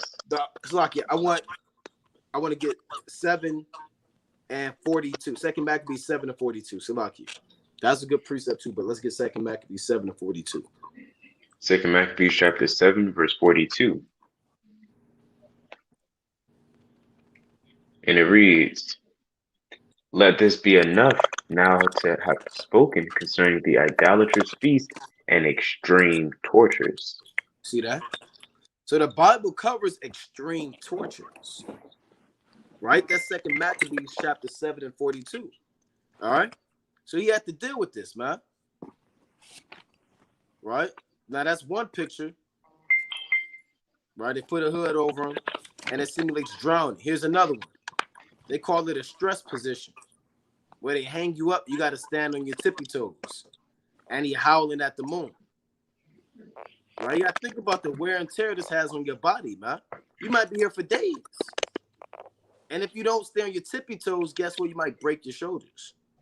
You know. So I know a lot of brothers, I don't want to see this. Well, look, this is what these devils are into, man. Right? This is short shackling, right? When they kind of hog tie you and put a hood over your head. Right? It says Mr. Zubaida, who is not known to have formal art training, drew himself in the hood, shackled in a fetal position, and tethered by a chain to a cell bar to constrict his movement. See that? See that? Jacob already don't like being in a position for too long. Yeah. They get uncomfortable on the plane. How much more in that position? And here's another one. This is called walling, where they just smash your head against the wall over and over and over again. Right? And he had to go through all of this, man. Now, there's no telling, I don't believe they may tell you how long he was in there or, what his charge was, but he had to deal with this, man. Right? Walling. It says this image emerged from Guantanamo with a black redaction box over the face of his interrogator. Right? So it says it shows the prisoner's captor tightly winding a towel around his neck as he smashes the back of his head against the cement wall. He kept banging me against the wall, he said of the experience, which he described as leaving him blind for a few instants. With each bang, he said he would fall to the floor, be dragged by plastic tape towel, which caused bleeding in my neck, and then received a slap on his face. See that? It says, in 2017, a deposition, and in a 2017 deposition as part of a lawsuit that was eventually settled, James Mitchell, former CIA contract psychologist, who devised the techniques. You have wise men who make these techniques. With a colleague said walling was discombobulating and meant to stir up a prisoner's inner ears. If it's painful, you're doing it wrong, he said. Right? So, like I said, you can go more into this on your own. Right? I'm not going to go into everyone. The confinement box, a small confinement box, you'll lose your mind in there. That's one I was just thinking of too. I seen there's a guy on YouTube. He went in there. He kind of went insane. Yeah, they'll Now, break you. It's meant to there's a break you down and make you denounce the Most High. That's what there's they're a for. Oh, go ahead, what's Yarajan. like here? There's a movie called Unthinkable. Whenever this topic comes up, it's the first movie that popped in my head. It's called Unthinkable, and it stars what's his name? Samuel L. Jackson, and it goes into him interrogating this Ishmaelite who's suspected to be a terrorist. Him and his buddies, they located bombs everywhere, and they started torturing the hell out of him. They was doing some weird stuff to him, right? Now it's him in a big old glass box, and kind of strapped to a chair. He got all these instruments and these devices meant to cause harm. And at one point, he kind of turned off the lights. And Esau's like, "Yo, what are you doing? What are you doing?" And then the lights turns back on, and he was all confused. See that? Now you got to think about being in this box, man. Right? Hot. You can't breathe. All you got to be thinking about is the precepts and be calling upon the name of the Lord. Right? You can lose your mind in that joint. Yeah, you can lose your mind. You'll lose track of time. Yeah. You'll lose track of the days. Yeah, it's gonna be pitch black in there. Yeah. Your breath already hot. You're not gonna know what's happening. You might be blind from being walled, drowned. So this and this and why you bring this up? You guys are you're too graphic tonight. And you got to deal with it, man. Can you go back to Proverbs and Sirach? Can you talk about angelic things and comely things? Can you talk about food? Yeah, we're not going to talk about the garden tonight. Right? Now this is sleep deprivation. It says Agents use a method called horizontal sleep deprivation that involves shackling him flat on the ground in such a painful position that it made it impossible to sleep. It says, look, more than 11 days at a time, he couldn't go to sleep. Damn. And he's not an Israelite. Yeah. Right? Got jammed up. He got hemmed up, man. Right? See that? 11 days at a time. It says maybe 2 or 3 weeks or even more. He says it felt like eternity. He added, to the point that I found myself falling asleep despite the water being thrown at me by the guard. See that?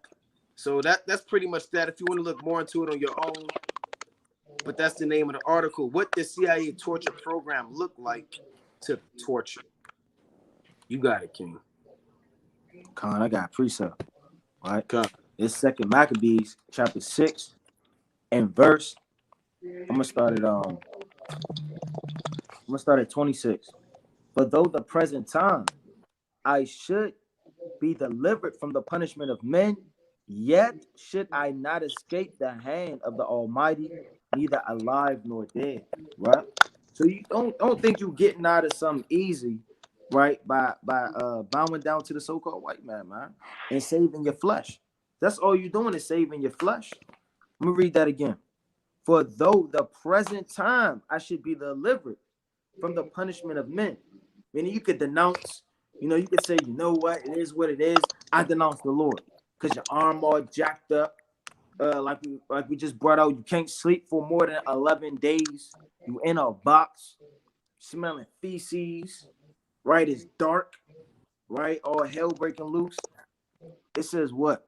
I should be delivered from the punishment of men, yet should I not escape the hand of the Almighty, neither alive nor dead.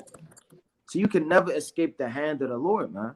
So don't think just because you denounce, you took the easy way out, and your flesh got so-called delivered, your spirit not, man. And that's more notable and a fire way to go out, man. Don't nobody want to get a green pass to the kingdom. It's not earned, man. And the Lord said, prove your own work in Galatians chapter 6 and verse 4, so that you may have joy in yourself and not of another, paraphrase. So you're going to want to earn this thing, man. All of our forefathers, they earned it.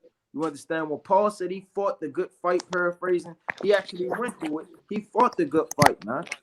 And when you put that work in on a physical level, even in so-called a society working, you look forward to that check, man. Right? When that husband, man, he plant all them seeds, he water the garden, he look forward for the increase, man. Right? You sit up there, you a carpenter, you making the wood, you chiseling it for hours at a time, you sanding it down. You look forward to that chair or that table that you brought forth, man. How much more when we go through all of these trials, tribulations, and temptation, fight the spiritual demon Satan, the cares of this world, the plagues, the fire, the diseases, the pestilences, right? All of these things, in that day is going to be well worth us getting that crown. It says, wherefore now manfully change this life, I will shew myself such a one as mine age requireth, and leave a notable example to such as be young to die willingly and courageously. He didn't say he died because there wasn't nothing else to do. He died because, well, he did it. He did it. Okay, 5 brothers, they were on fire. I guess I'm going to be the 6th. Right? No, he willingly died, man. You got to willingly offer yourself up. Because on a deeper level, man, you got to present your bodies as a living sacrifice, man. You would be the sacrifice that has to be put through the fire, which is tribulation and temptation, man.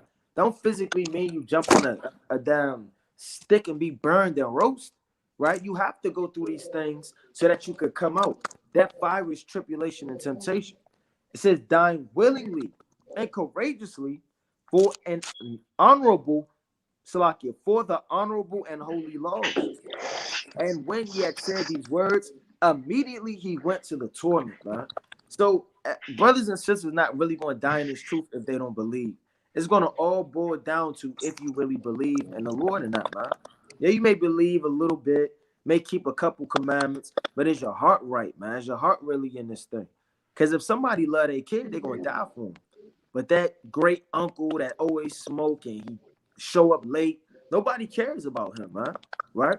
But you're gonna know what you ready to die for. And you gotta ask yourself, man, am I gonna save my flesh, right, just to be destroyed in the last days? Or am I gonna go hard for the Lord and immediately go to the torment, man? And when you call upon the name of the Lord, you know, the Lord is going to ease, right, and put a spirit on you, man. Right? When they gouged out Samson's eyes, when they did these things to these men, they had the spirit on them. Right? When the spirit is on you and you praising the Lord, can't nothing stop you. You ever been in the spirit? I mean, like in the spirit. Should be in the spirit all the time. But brothers that be in the spirit know what I'm talking about, man. You teaching, or you praising the Lord, or you fasting, or you just praising the Lord, whatever the case may be. Somebody could grab you, they could tap you. That music cut on real loud, the TV can smash to the floor, it could be raining outside, it could be a damn blizzard. It don't matter, man. You're not going to stop. So if you got the spirit on the Lord, you understand, of the Lord on you in that day, no matter what's going on, and you ain't gonna give a damn, man. You're gonna keep praising the Lord, like the song of the three holy children. They came out their mouth and they praised the Lord, man. They didn't say, I'm sorry, I don't know what to do next. They was praising the Lord through all hell and persecution that was going on. And the Lord delivered. God, I want to add to that in Matthew 27 and 27. Because remember, everything that you expect to go through, Yahweh Shah went through, man. Right? Yahweh Shah, he is the author and finisher of our faith. So if the Lord went through it, guess what? We have to go through it, man. The Lord said in Acts 14 and 22, confirming the souls of the disciples and exhorting them to continue in the faith, that we must through much tribulation enter into the kingdom of the Most High. It says through much tribulation. You have to go through a great amount of hell in order to enter into the kingdom. It don't tell you that in the Christian church. You just die and you go up to heaven and you live good. No, when you find out the true nature of Yahweh, why Yahweh Shai, you got to, like the brother says, you got to earn this thing. Right? Let's read that Acts 27 and 20. I'm sorry, Matthew 27 and 27. Book of Matthew, chapter 27, verse 27. I got a precept after you, too. Then the soldiers of the governor took Yahushua in the common hall and gathered unto him the whole band of soldiers. See that? So you got to think about a whole, damn, it could be 45 men of the military, damn, surrounding you up for one man. A whole band of soldiers for one man.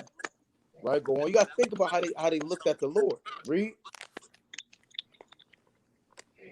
And they stripped him and put him on a scarlet robe. Yeah, they do that in jail. They'll strip you. You got to put on the damn jail clothes, man. The Lord had to go through that. They stripped the Lord, man. And put on him a scarlet robe to mock him. Read on. And when they had planted a crown of thorns, they put it upon him. They gave him a crown of immortality. A crown of thorns. See that? And you gotta endure that crown of thorns first. You have to endure the crown of thorns before you get the actual crown. You got to deal with the pain. You got to deal with the suffering. You have to deal with the mocking. Hey, we're wearing that crown right now, but it's going to get a lot more severe in the days to come. It's going to get tighter around your head. The thorns are going to get bigger. It's going to get sharper. You got to wear that crown. Right? And it is a crown of glory and suffer for the Lord. That's a beautiful thing, man. Right? It's not just beautiful to go into all of the breakdowns. It's beautiful to suffer. It's beautiful to catch hell. That's royalty right there, man. It's beautiful to die for the Lord. It's beautiful to have your damn back beat by the Lord. To have your family leaving. That's a beautiful thing in the eyes of the Lord, man. Right? So you have to wear that crown. Before it becomes golden, it got to be made of thorns. So when they put him the crown of thorns, go on. They put it upon his head and a reed in his right hand.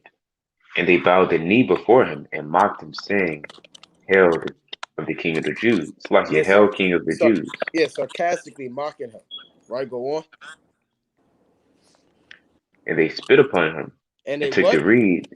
And they spit upon him and took the reed and smote him on the head. This is torture right here. This is torture. A crown of thorns, that's torture. That's sick. To sit there and make a crown of thorns to fit his head, maybe it didn't fit right. Make it bigger. Use more thorns. Spitting upon him. Every soldier spit upon him. It didn't just say one little guy. It says the band of soldiers.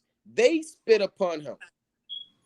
Imagine 50 Edomites chalking up all of the spit they got. And it's in your damn ear and your lip and your mouth and your damn hair. You just drenched in phlegm and spit. That's what the Lord had to go through. Right? You got to vision this. You can't just say, no, that's not how they did the Lord, huh? Right? And they spit upon him and they bust up upside the head, huh? And they beat the Lord down so bad. Let me hold that quick precept, right? Let me get this in Isaiah the 53rd chapter. This is how they did our Lord, huh? But yet the Lord coming to save the so-called white man. Right? Let me get this quick precept. This Isaiah chapter 53 and verse, let's see, 2. For he shall grow up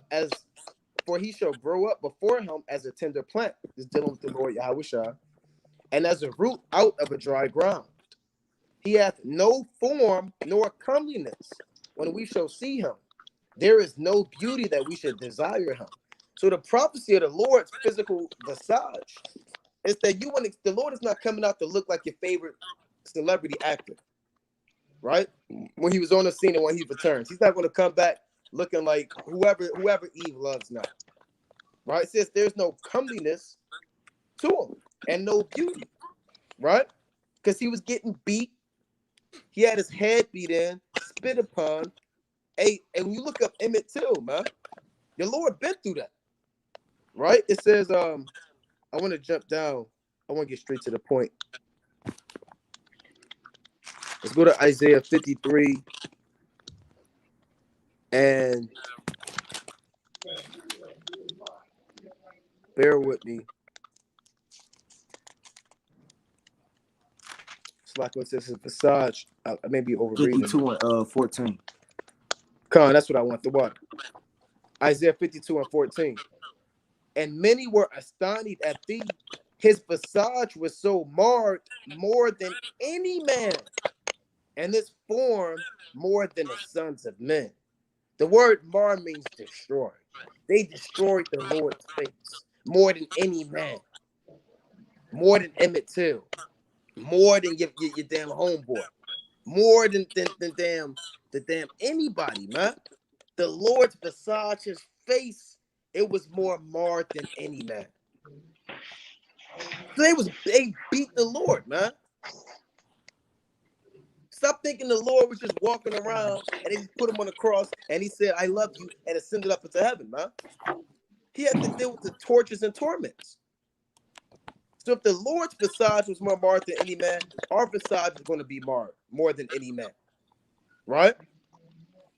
I just want to bring that point out. And I want to finish that last part in Matthew 27. Then I'm going to pass it. Matthew chapter 27.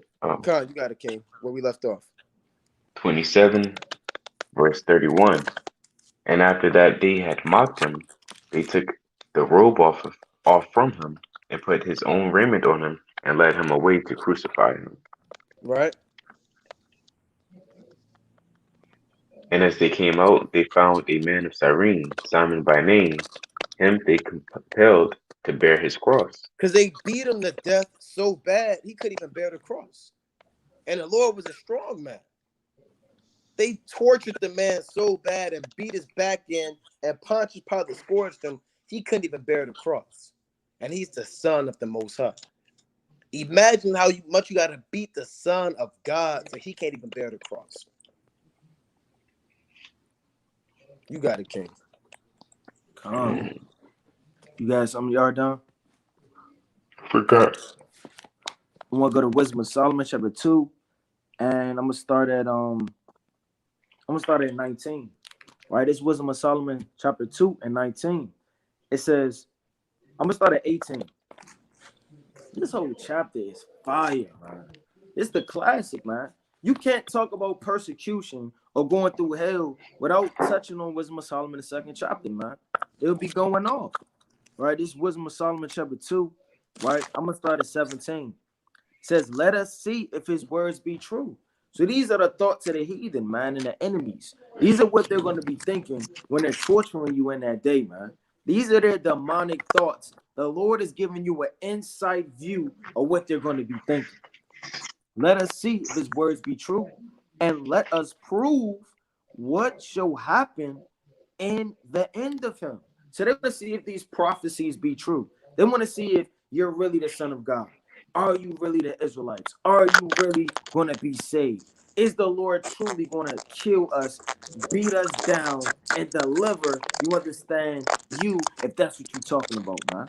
It says, for if the just man be the Son of God, he will help him and deliver him from the hand of his enemies. They said, look, man, if you truly be the Son of God, hey, the Lord going to deliver you, man, right? But if not, hey, we're going to continue to torture you and destroy you. And that words are, that could literally get somebody, man. What if Esau torturing you and he's stabbing you over and over, going to Sirach 2, manipulating the scriptures? I thought the Lord said he would never, he would never forsake you. What's going on? Looks like you're alone, boy. Right? He starts stabbing you, right? That can manipulate somebody's faith and mind, man, right? And even to the strongest of men, because you'll start thinking to yourself, damn, right? I kept the commandments to the best of my ability. I'm keeping the faith. I haven't denied the Lord. Why am I getting tortured thus, man? It may be your lot to die the death. Stop thinking everything that you read in a specific context pertains to you, man. As the brother brought out earlier, your lot may not be Job, the 5th chapter, man. You may have to die. You may have to drown to death. You may have to get hung. You may have to get burnt alive. No matter how you go out, hey, it is what it is, man. You understand? Because that's why the Lord has a first resurrection. That's why you're going to go up there and receive white robes when you read the book of Revelation, the 6th chapter, man. It says, let us examine him with despitefulness and torture. When you're examining something, you watching it from head to toe. When we're going to examine this vessel, this man, because he's saying he's the Son of God, I don't believe it. Let's examine him to see how strong his faith and whether these words be true, that we may know his meekness and prove his patience. So they're going to prove your patience in that day. And in that day, you got to have a substantiated amount of patience to be able to endure pain on a physical level, because you're going to want it to be over fast. If you're getting hurt, you're going to want it to be over immediately, man. It would take a lot of patience to endure all of that's going to be happening to your vessels, man. Let us condemn him with a shameful death. It said a shameful death, right? These Edomites, they're going to be raping you, man, right? They're going to be stripping you down, right? They're going to be sticking iron and twisting your arms up and breaking your bones, chopping off your members, man. Hey, this actually happened in the Bible. Brothers read 2 Maccabees, the 7th chapter, man. This actually happened, man. And it's going to happen again on the latter days of the earth. It said with what? A shameful death. So it's going to be a shameful death the way they're going to play with Jake in that day in them torture rooms, man. It says for their own wickedness, Salaki, bear with me. It says, let us examine him with despitefulness and torture, that we may know his meekness and prove his patience. Let us condemn him with a shameful death, for by his own saying he shall be respected. And that's a proud comment, man. These damn devils are proud, man. Yeah, he's going to be respected. I don't believe it. Let's do all we can to have him to denounce the name of the Lord and see whether the Lord be real or whatever it is written. Let's see if he's going to deliver him or not. And that's proud, man. It says what?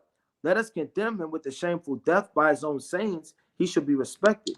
Such things that they imagine and were deceived for their own salakia, for their own wickedness have blinded them, man. Meaning the Lord blinded these men to think that the Lord wasn't going to save his chosen, because he is going to save his chosen, man. Right when all of this is going on, the Lord can deliver you, right?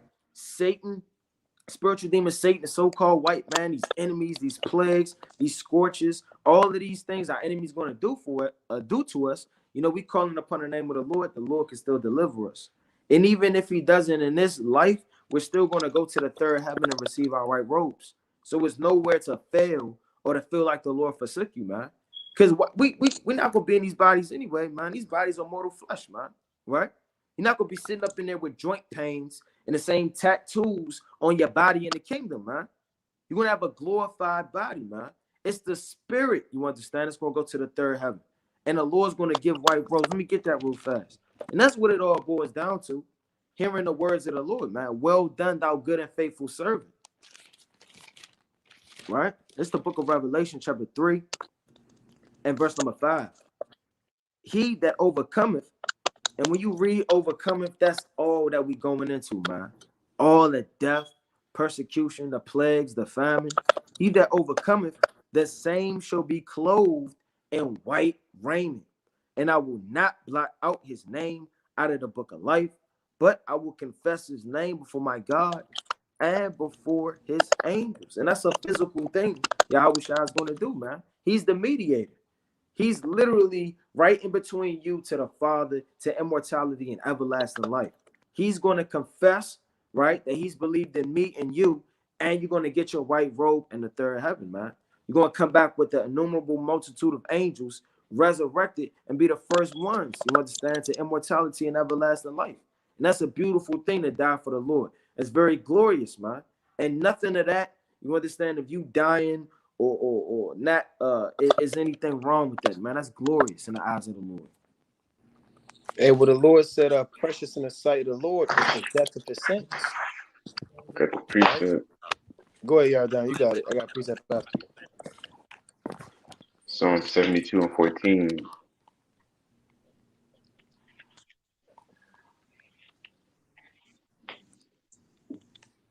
I'll start at 13. No, I'll start at 14. He shall redeem their soul from deceit and violence, and precious shall their blood be in his sight. I got another one after you. Just thought about it. I want to get this. And like I always say, man, everybody in that day, you're going to have to make that decision on what's important to you. Because the Lord knows what you hold dear to your heart. The Lord knows how much you love your wife, and how you're inseparable, and how you've been together for over 10 years, man. The Lord knows how much you love your son, how much you love your daughter, how much you love your life. You understand? The Lord knows these things, and whatever you hold dearest to you is going to be put on the table. And you're going to have to, again, deal with that temptation of saving what you hold dear to you on this side or choosing the Most High, right? You're going to be put in situations you haven't been put in before, right? Like I said, you're going to be able to have to go through things that you never ever thought that you have to go through. And it's truth, right? The Lord could turn up the level. You may be on level 5 tribulation. Jacob's trouble now was level 12, right? Let me get this in. The Lord did it to our forefather. Genesis chapter 22 and verse 1. And it came to pass after these things that the Most High did tempt Abraham and said unto him, Abraham, and he said, behold, here I am. Now that word tempt means test, right? The Most High tested Abraham. Right now, you're dealing with the what do they call it? The pop quizzes, right? Midterms. You understand? You're dealing with these homework assignments. Whatever demon you're dealing with, the Lord says this is light affliction. And 2 Corinthians chapter 4:16 on down. It says, for our light affliction, which is but for a moment. So whatever you're dealing with, it's light affliction compared to what's to come. So that's why it's important to crush these demons now while you can, because you don't want to enter into that fold of all hell breaking loose, and you're still struggling with the same demons that you should have been given this grace period to conquer. Now is the time to be praying, fasting, getting built up in the spirit, crushing these demons one by one. Because again, if you're folding every day by these demons, you're definitely going to fold when all hell break loose. When the Lord sends a level 10 demon at you, what are you going to do in those days? You're going to be put to death and destroyed and bugged out. Yeah, bro, I don't know what to do. I've been in the truth 10 years, and I'm still battling so-and-so. Right? What does Jake say? I'm still battling The Sabbath Weed. day. Yeah, weed or the Sabbath day. Get over that, brother. Go in your room, pick up that damn eighth of weed, that damn grinder, any paraphernalia, throw it in the damn toilet right now, man. And flush it, man. Open up your phone, delete that contact. Get you got that nasty plug contact with the emoji and a fire emoji and damn smoke. Delete that, man. All right, gas container. Damn gas containers. Delete all of that, man. You got sisters. I don't know if I should really reference my husband. That nigga he ain't never did something with him. Hey, look, now it's time to get it together, man. Right? Now it's time to call your husband Lord. Now it's time to put off them proud demons.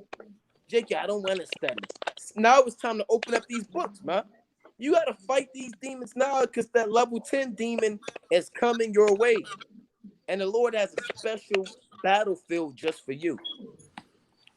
Like in the damn video game, you got the final level, the final stage. Oh, yeah. And it's always the hardest. You played Mortal Kombat. Remember the old Mortal Kombat on a Sega?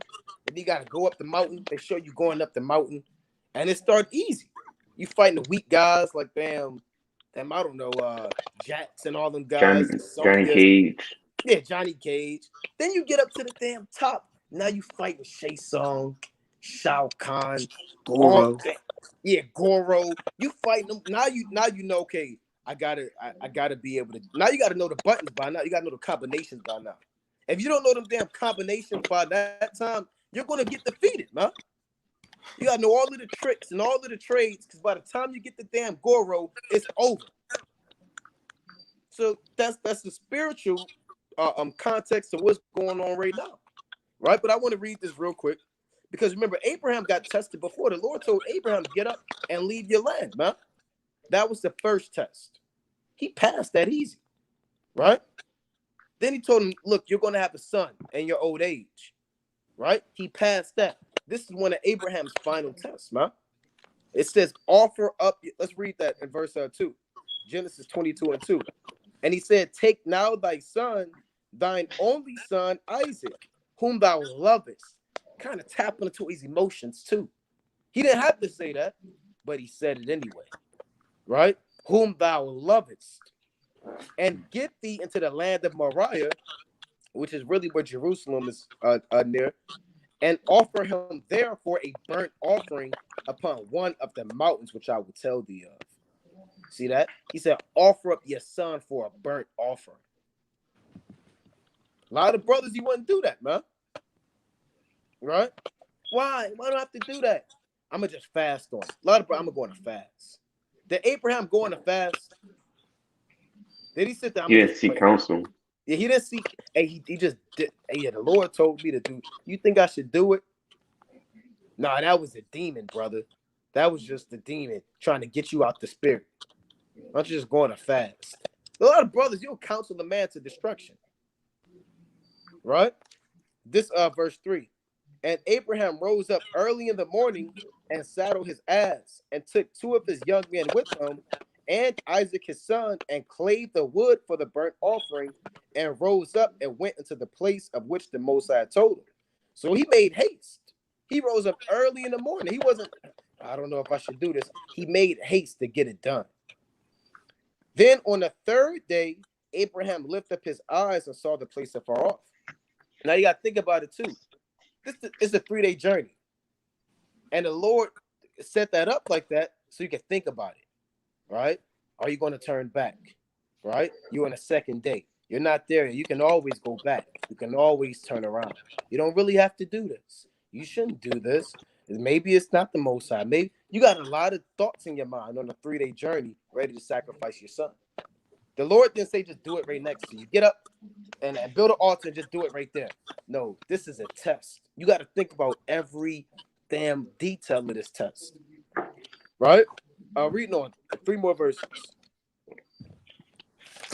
And Abraham said unto his young men, abide you here with the ass, and I and the lad will go yonder and worship and come again to you. And Abraham, his heart probably pounding. He might have cried. We don't know. He probably had a tear coming down his eyes. Probably looked at Isaac. Probably didn't tell Sarah what was going on. You know? And Isaac took the wood of the burnt offering and laid it upon Isaac his son, because that goes into Yahushua bearing the cross, right? Laid the wood upon him. It reads, and he took the fire in his hand and the knife, and they went both of them together. And Isaac spake unto Abraham his father, and said, My father. And he said, Here am I, my son. And he said, Behold, the fire and the wood, but where is the lamb for the burnt offering? And Abraham said, My son, the Most High will provide himself a lamb for a burnt offering. And so they went both of them together. And they came to the place which the Most High told him of, and Abraham built an altar there, and laid the wood in order, and bound Isaac his son. So he bound him on the wood, right? And laid him on an altar upon the wood. And Abraham stretched forth his hand and took a knife to slay his son. And that's a test right there, man. That is a test to slay your son. Now, everybody has an Isaac. Everybody's an Abraham, and everybody has an Isaac. And my Isaac might be my woman. And your Isaac might be your son. Your Isaac might be money. Your Isaac might be keeping your fleshly body alive. Your Isaac might be your aunt. Everybody has an Isaac that has to be offered up. And you have to choose. Are you going to offer up your Isaac, or are you going to sell out and die the death of the uncircumcised? You got it, King. Come. That's right. I'm about to go to the book of Matthew, chapter 26 and verse 56. Matthew chapter 26 and verse 56 says, But all this was done, that the scriptures of the prophets might be fulfilled. Then all the disciples forsook him and fled, man. These wasn't just niggas, man. These were the apostles, man. These was the disciples. They forsook the Lord and fled. So if these men did it, how much more you, man? You lukewarm. You don't want to read. You don't have any highlighters, right? Your Bible is brand new. It don't got no creases in it, right? Got one big long crease because you stay in the book of Proverbs, man, right? Nothing's ever being done. You understand? You're not declaring any fast. You're not reaching out, right? How much more are you in that day, man? If the disciples fled, man. It says, but all this was done that the scriptures of the prophets might be fulfilled. Then all the disciples forsook him and fled. And they that had laid hold on Yahushua led him away to Caiaphas, the high priest, where the scribes and the elders were assembled. I'm going to jump down to verse 65, right? And it reads, Then the high priest rent his clothes, saying, He hath spoken blasphemy. What further need have we of witness? Behold, now ye have heard this blasphemy. What think ye? Then they answered and said, He is guilty of death. Then they spit in his face and buffeted him, and others smote them with the palms of their hands. So they jumped the Lord, man, like we was going into in the book of Psalms, chapter 52 and verse 14 on down. Book of Isaiah, chapter 53, man. They smote the Lord, man. They jumped him. They spit in his face, right? They scourged him, right? They was mocking him. They did all of these things, and all of this got to happen to us, man, right? Now I'm going to hold that. Let me get the book of Acts, chapter 5 and verse 40. This is the book of Acts, chapter 5 and verse 40. And to him they agreed. And when they had called the apostles and beaten them, they commanded that they should not speak in the name of Yahushua, man, and let them go.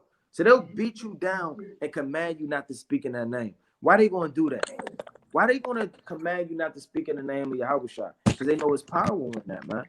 They know our hell going to break loose when we call upon the name of the Lord. They know the prophecies are going to come to pass, right? They know things are being fulfilled.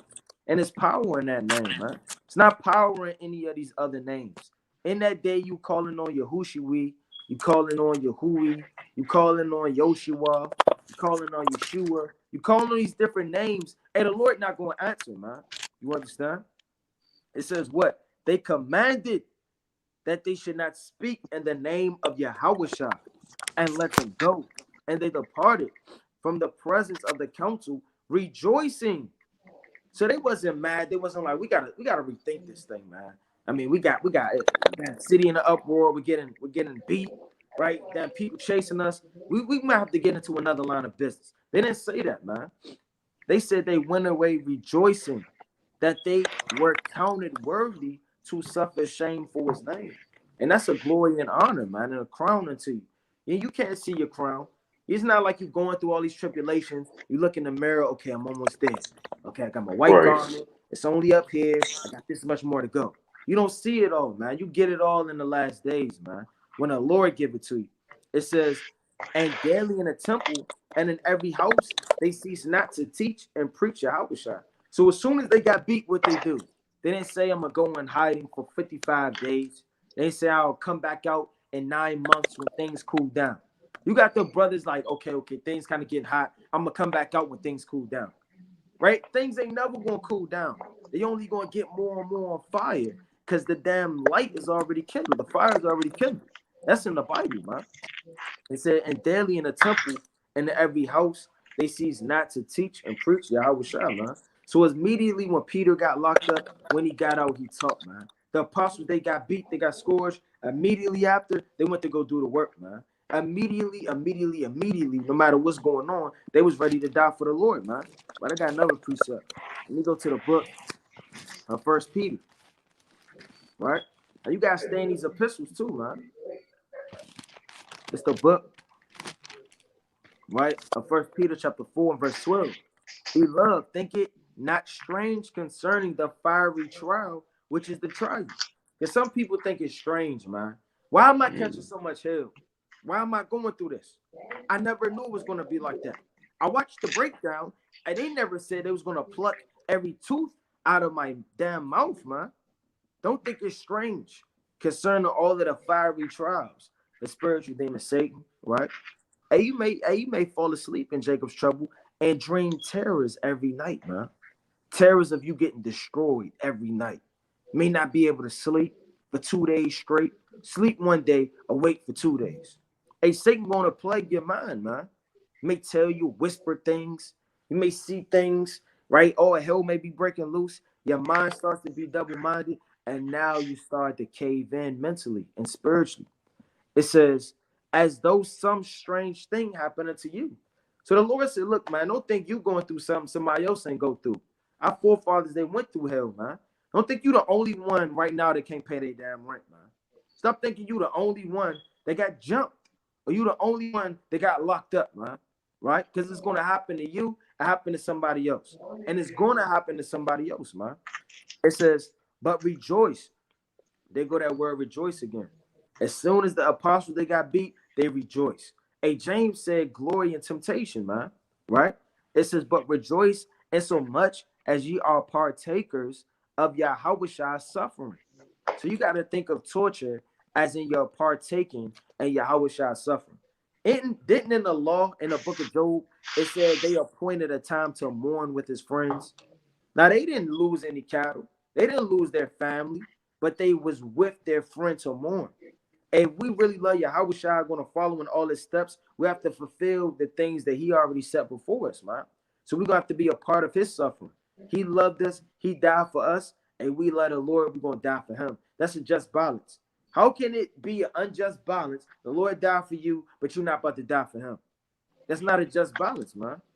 It says, but rejoice in so much as ye are partakers of Yahweh's suffering, that when his glory shall be revealed, ye may be glad also with exceedingly joy. Meaning why? Because you're going to be beamed up. You're going to be saved.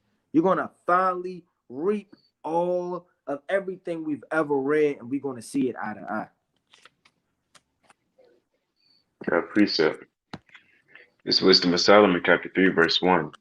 For the souls of the righteous are in the hand of God, and there shall no torment touch them. All right, but let's keep reading. In the sight of the unwise, they seem to die, and the departure is taken for misery. Right, in the sight of all of these nations, even people of your own kind, right, such as 2/3 might be other Israelites, they might see the deaths of the people who died for the Lord. They might, oh my goodness, that was terrible, that was awful, right?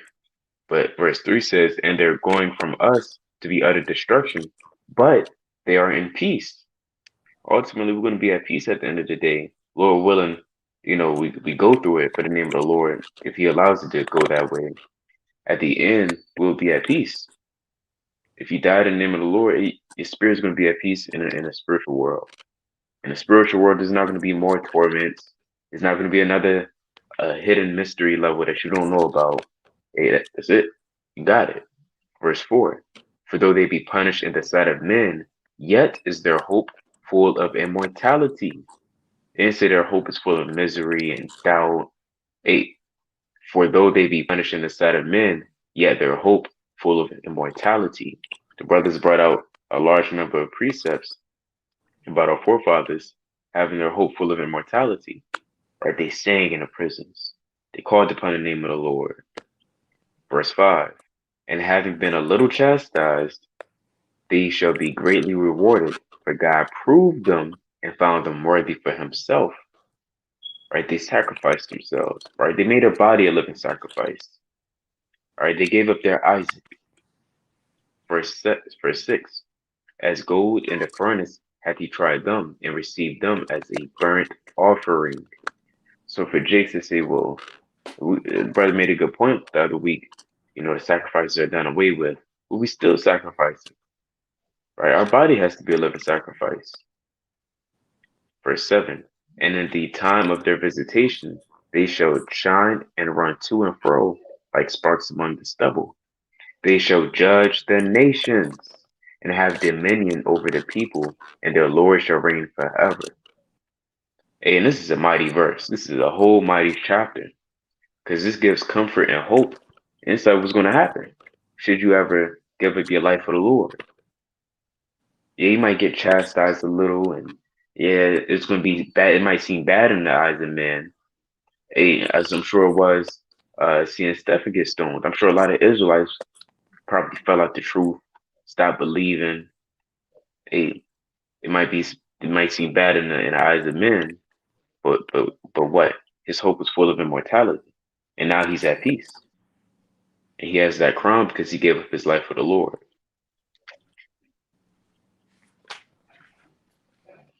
You on mute. This Acts 21 and verse 10. Acts 21 and 10. And as we tarried there many days, there came down from Judea a certain prophet named Agabus. And when he was coming to us, he took Paul's girdle and bound his own hands and feet and said, Thus saith the Holy Spirit, so shall the Jews at Jerusalem bind the man that oweth this girdle, and shall deliver him into the hands of the Gentiles. So he came and bound himself up and said, this is going to happen to Paul, right? Now, reading on. It said, because the prophets would do actions and signs to foreshadow and show different accounts or events that would befall the people, right? It reads, and when he was come, it's like in verse 12, and when we heard these things, both we and they of that place besought him not to go up to Jerusalem. You see that? So the apostle Paul, he had to go to Jerusalem, but you had Luke, you had all of these different men during this time said, Paul, don't go to Jerusalem.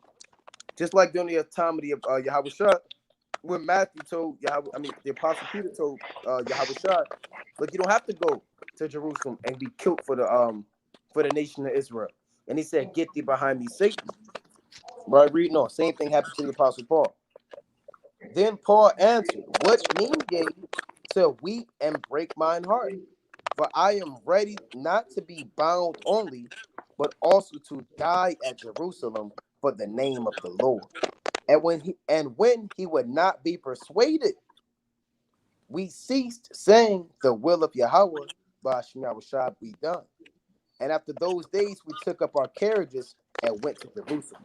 So that's a heavy scripture right there. These men went with Paul when the apostle Paul was sanctioned to death. And Paul said, why are you weeping and breaking my heart? Not only am I ready to be locked up for this truth, but I'm also ready to get put to death. Stop crying. Stop weeping. Stop doing all of that stuff. Hey, let's get it over with, huh? And Yahushua told Satan when he hopped on Judas that thou doest do quickly, huh? So you have to have the mentality of the apostle Paul. This is going to be a mental, spiritual battle, man. People are going to try to stir you up and make you go to hell off and not fulfill the will of the Most High, man. Yeah, you don't have to die for the Lord, man. Yeah, why don't you get to live a little bit, man? Why don't you protect your life, man? You don't have to die for the Most High right now. Hey, the Apostle Paul said, I am ready to die and to be bound for the Lord. And Paul got beheaded. That actually was fulfilled. He got locked up and he got beheaded by Nero, man. Peter got crucified. Andrew got crucified. Nathaniel got skinned alive. John got banished. All the Thomas got beat to death with clubs, man. So the temptations are going to come your way. You have temptations that you deal with on a daily level with the flesh, this corruptible body, the body of death. A demon may hop on your woman, your co-workers, your job, your family. Might cut you off on the side of the road, and all of these demons are going to work heavier and heavier in the last days. And you have to have the spiritual fortitude to recognize these demons and be willing to suffer for the Lord, man. You have to recognize these demons, plan an action to defeat these demons, and overcome them. Because again, when that hour of temptation comes, that's it. You want to go into that thing as plain as you can, man. You don't want to go on those things with 40 demons holding you down. You're not going to last. You might last a day, but you're not going to see the second coming of the Lord, man. You got it. Come. It's the book of Acts, chapter 7, right in verse 54. And it reads, and when they heard these things, they were cut to the heart, and they gashed on him with their teeth. And that's what Esau going to do to you on that day, man. You're going to be a madman like you read about in 2nd Esdras, 16th chapter, man. They're going to gash upon you with his teeth. You're going to be angry, right? He'll be cussing you out. Going to be flipping over damn tables. It says, but he being full of the Holy Ghost. That's the key point, man. He was full of the Spirit. Looked up steadfastly unto heaven. So it didn't say he looked down. It didn't say he got confused. He didn't know which way to look. He looked for confirmation from one of his fellow brethren. It said he looked up into that third heaven and saw the glory of Yahweh and Yahweh Shai standing on the right hand of God. And that's when you read this in the spirit, the Lord can slip you in a trance in that day, man. Because that's what Stephen was in. He got the spirit on him, right? And he slipped into a trance, and he saw what was in the third heaven. Lord could slip you in a trance in that day, and you see your crown, man. Right? Lord could slip you in a trance in that day, and you can see slaves, right? Can see you being a ruler. And the Lord can do all things, man. Right? Let me hold that real fast. I want to see if I can get this precept real fast, if I can find it. Okay, that's the spirit. I flip right to it. It's the book of 2nd Esdras, chapter 10, and verse 28. Where is Uriel, the angel, who came unto me at the first? For he hath caused me to fall into many trances, and my end is turned into corruption, and my prayer to rebuke. It says, so Uriel, he slipped Ezra in many trances. It wasn't just one. Every time he damn turned around, he was in a trance, man. He was seeing a vision. So imagine if every time you turn around, or you in the spirit, the Lord put you in a trance. Then another angel put you in a trance. And you just in trances, seeing nothing but immortality, everlasting life, being immortal, right? Ruling over 10 cities, your crown, right? This damn Edomite that's plaguing you and beating you, he's your servant and your slave, man. So the Lord can have you to slip into a trance, just like Stephen did. Reading on. Verse 56. It says, and said, behold, I see the heavens open and the Son of Man standing on the right hand of Yahweh. And the Lord can slip you in a trance in that day, and you see that, man. It says, then they cried out with a loud voice. And that's not hard to believe or far-fetched, because brothers go to sleep all the time, and the Lord visit them by night with dreams, with terrors. They see chariots. They see World War III, right? And they see the Lord coming with the thousands of angels. So the Lord can slip you in a trance, man, right? It says, then they cried out with a loud voice and stopped their ears and ran upon him with one accord and cast him out the city and stoned him. And the witness, Salaki, laid down their clothes at the young man's feet, whose name was Saul. And they stoned Stephen, calling upon Yahweh.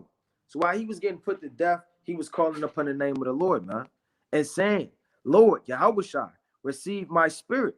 So that's what you got to say in that day, man. Call her Lord Yahweh Shai, man. Receive my spirit.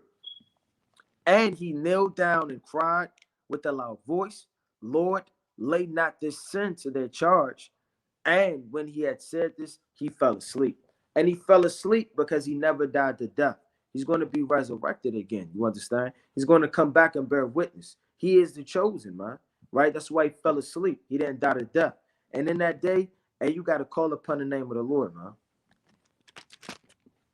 God, we could bring out some closing precepts. Can I kick it off? God, Right? It's the book of Revelation, chapter 3, right? In verse number 2. And it reads, be watchful. So the Lord commanded his saints to be watchful, man. That means to be vigilant. When you're vigilant, you can see everything that's going on, man. You can see behind you, in front of you, right? You can foresee evil. You understand? You can watch the times, watch the prophecies, watch your spirit, your household, watch your brethren. And that's a mainfold thing the Lord tells you to do, and manyfold, to be watchful and strengthen the things which remain that are ready to die. For I have not found our works perfect before Yahweh, man. So much more work to do. You always sharpen your sword every single day in this truth, man. Just because you read Revelations doesn't mean anything to the Lord. You can read it again, man, and then read it again and read it again and cover more land masses you didn't know, right? More prophecies, right? You didn't reveal or understand the first time. So much more work to do. And it's always, you got to be always washing your garment. No matter how much you know, your status, or how you feel about the knowledge or understanding you have, or the precepts you remember, you have to consistently wash your garment, man. It says what? Remember therefore how thou hast received and heard, and hold fast, and repent. If therefore thou shalt not watch, I will come unto thee as a thief, and thou shalt not know what hour I will come upon thee. So you don't know when the Lord gonna blow your candlestick out, man. Could be the night, right? Right? You could read one chapter, but you chose to damn get drunk. You chose to watch TV and finish binge watching with your damn woman, man. So the Lord could visit you like a thief in the night. It's not always talking about when he's coming back. He could visit you, you understand, and put demons on you. He could visit you blowing out your candlestick. He could visit you taking away your knowledge and your understanding. So you have to be watchful that the Lord don't come creep on you like a thief in the night, man, and blow your candlestick out. So brothers got to continue to read, pray, fast, right? Study, be diligent, call your brethren, right? And cast away all type of burdens in these last days of heavy laden things that are nothing but the spiritual demon Satan trying to beat down the saints in the last days, man. Day of Atonement coming up, Wednesday at sundown. Brothers got to be on fire. Brothers got to be wholehearted and willingly, you understand, to lay down their whole spirit, to the Lord with meekness and beseech him for grace and mercy. And brothers got to continue to forgive their brethren and cast away these sins in the last days. This is 2 Corinthians chapter 13, verse 5. Examine yourselves, whether ye be in the faith. Prove your own selves. Know ye not your own selves, how that Yahweh Mashiach is in you, except ye be reprobates. And this is very important because in these last days, especially, seeing what you told, I had a whole conversation about the hour and temptation. Now is the time to examine yourself. Now is the time to consider and write down the things that you need to work on, the things that you're lacking, things that you could improve on. Now is literally this time. You have to self-examine yourself, right? And understand and really consider, am I really in this thing? Why am I not praying like I used to? Why am I not setting up schedules and reminders to do this more and do that more? You slowly slipping off, right? Prove your own selves. Know ye not your own selves, right? Don't you know yourself? And that's what we gotta ask you. That's what we tell you. You know what you like and what you don't like. You know yourself and you know what you need to do. Nobody knows yourself better than you and the Most High. How that Yahweh Hamashiach is in you, except ye be reprobates. Verse 6. I trust that ye shall know that we are not reprobates. Now I pray to God that ye do no evil. Not that we should appear approved, but that ye should Do that which is honest, though we be as reprobates. For we can do nothing against the truth, but for the truth. Con, and I'm gonna get one of my favorite precepts, Revelation chapter 22 and 12. Right? It reads, "And behold, I come quickly, and my reward is with me to give every man according as his work shall be." So if you're slothful, if you're lazy, you're lukewarm, you have stepping, you have idols and stumbling blocks in your heart, you are putting things before Yahweh, you don't know how to deal with time management, you're too busy caught up in the world, you don't do your first works, you're going to get a lukewarm reward, man. Like we say, you might escape the lion and the bear just to get bit by the serpent. You might escape the lion and get attacked by the bear and the serpent, man. You get out what you put in this thing, man. Right? You're going to earn whatever labor you put in. A lot of brothers, you don't do what you're supposed to be doing. You barely read. You barely study. You got to damn near fight a brother to get him to damn come to camp and do the work. And guess what? You're not going to make it. You're not going to make it. You're going to be cut down in the land of the living, man. You only got one chance to push this truth. This the last generation. This the last generation. Ain't no other generation after this. Unless they're your sons and the kids. This the last. This is it, man. This is it. So the Lord is going to give you according to your work. If you're righteous, if you're keeping the commandments, you're humble, you're praying for mercy, you're praying for more fear in your heart towards the Most High, you're praying you're counted worthy to escape all the things that shall come to pass and stand for the Son of Man, you're watching, you're reading, you're diligent, you're getting your house in order, then you'll also get a reward worthy of your works in the day of the Lord, right? So examine yourself, like the brother said. Make sure you're diligent.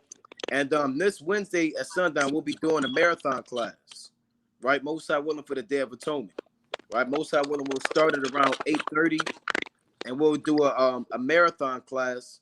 So tune in, right? Make sure you're doing your prayers, you're repenting, and you're checking in on the marathon class, and we'll be covering, most High willing, a wide variety of topics. The Feast of Tabernacles, September 20th at sundown to the 27th at sundown. So make sure you got your tent. Make sure you have your apparel and things that you need for the Feast of Tabernacles, as well as make sure you're mentally going into the Day of Atonement in the right mind. You should be writing down things you need to work on. You need to be calling up them brothers, confessing your faults. Yeah. You call the right brother, you understand, a counselor. Hey, look, Aki, struggling with this. Hey, Aki, doing this. And then you write that down, man. It's about going into that Day of Atonement with a humble, meek spirit. Right? And coming out feeling refreshed, man. This may be your last Day of Atonement. All hell could break loose on the Day of Atonement. You know? But with that, we're going to close up. Giving, of course, all honor and glory to Yahweh. By Shema Mashiach Malak Yahushai. We're going to take questions for literally an hour. Right? So if you have any questions, you can call in to the conference call number, which is 213-603-9096. Right, you should see it on the screen. It's 213-603-9096, and that PIN number is 94809-305. Again, if you have any questions about tonight's lesson or about the scriptures in general, feel free to call in at 213-603-9096, and the PIN number 94809-305.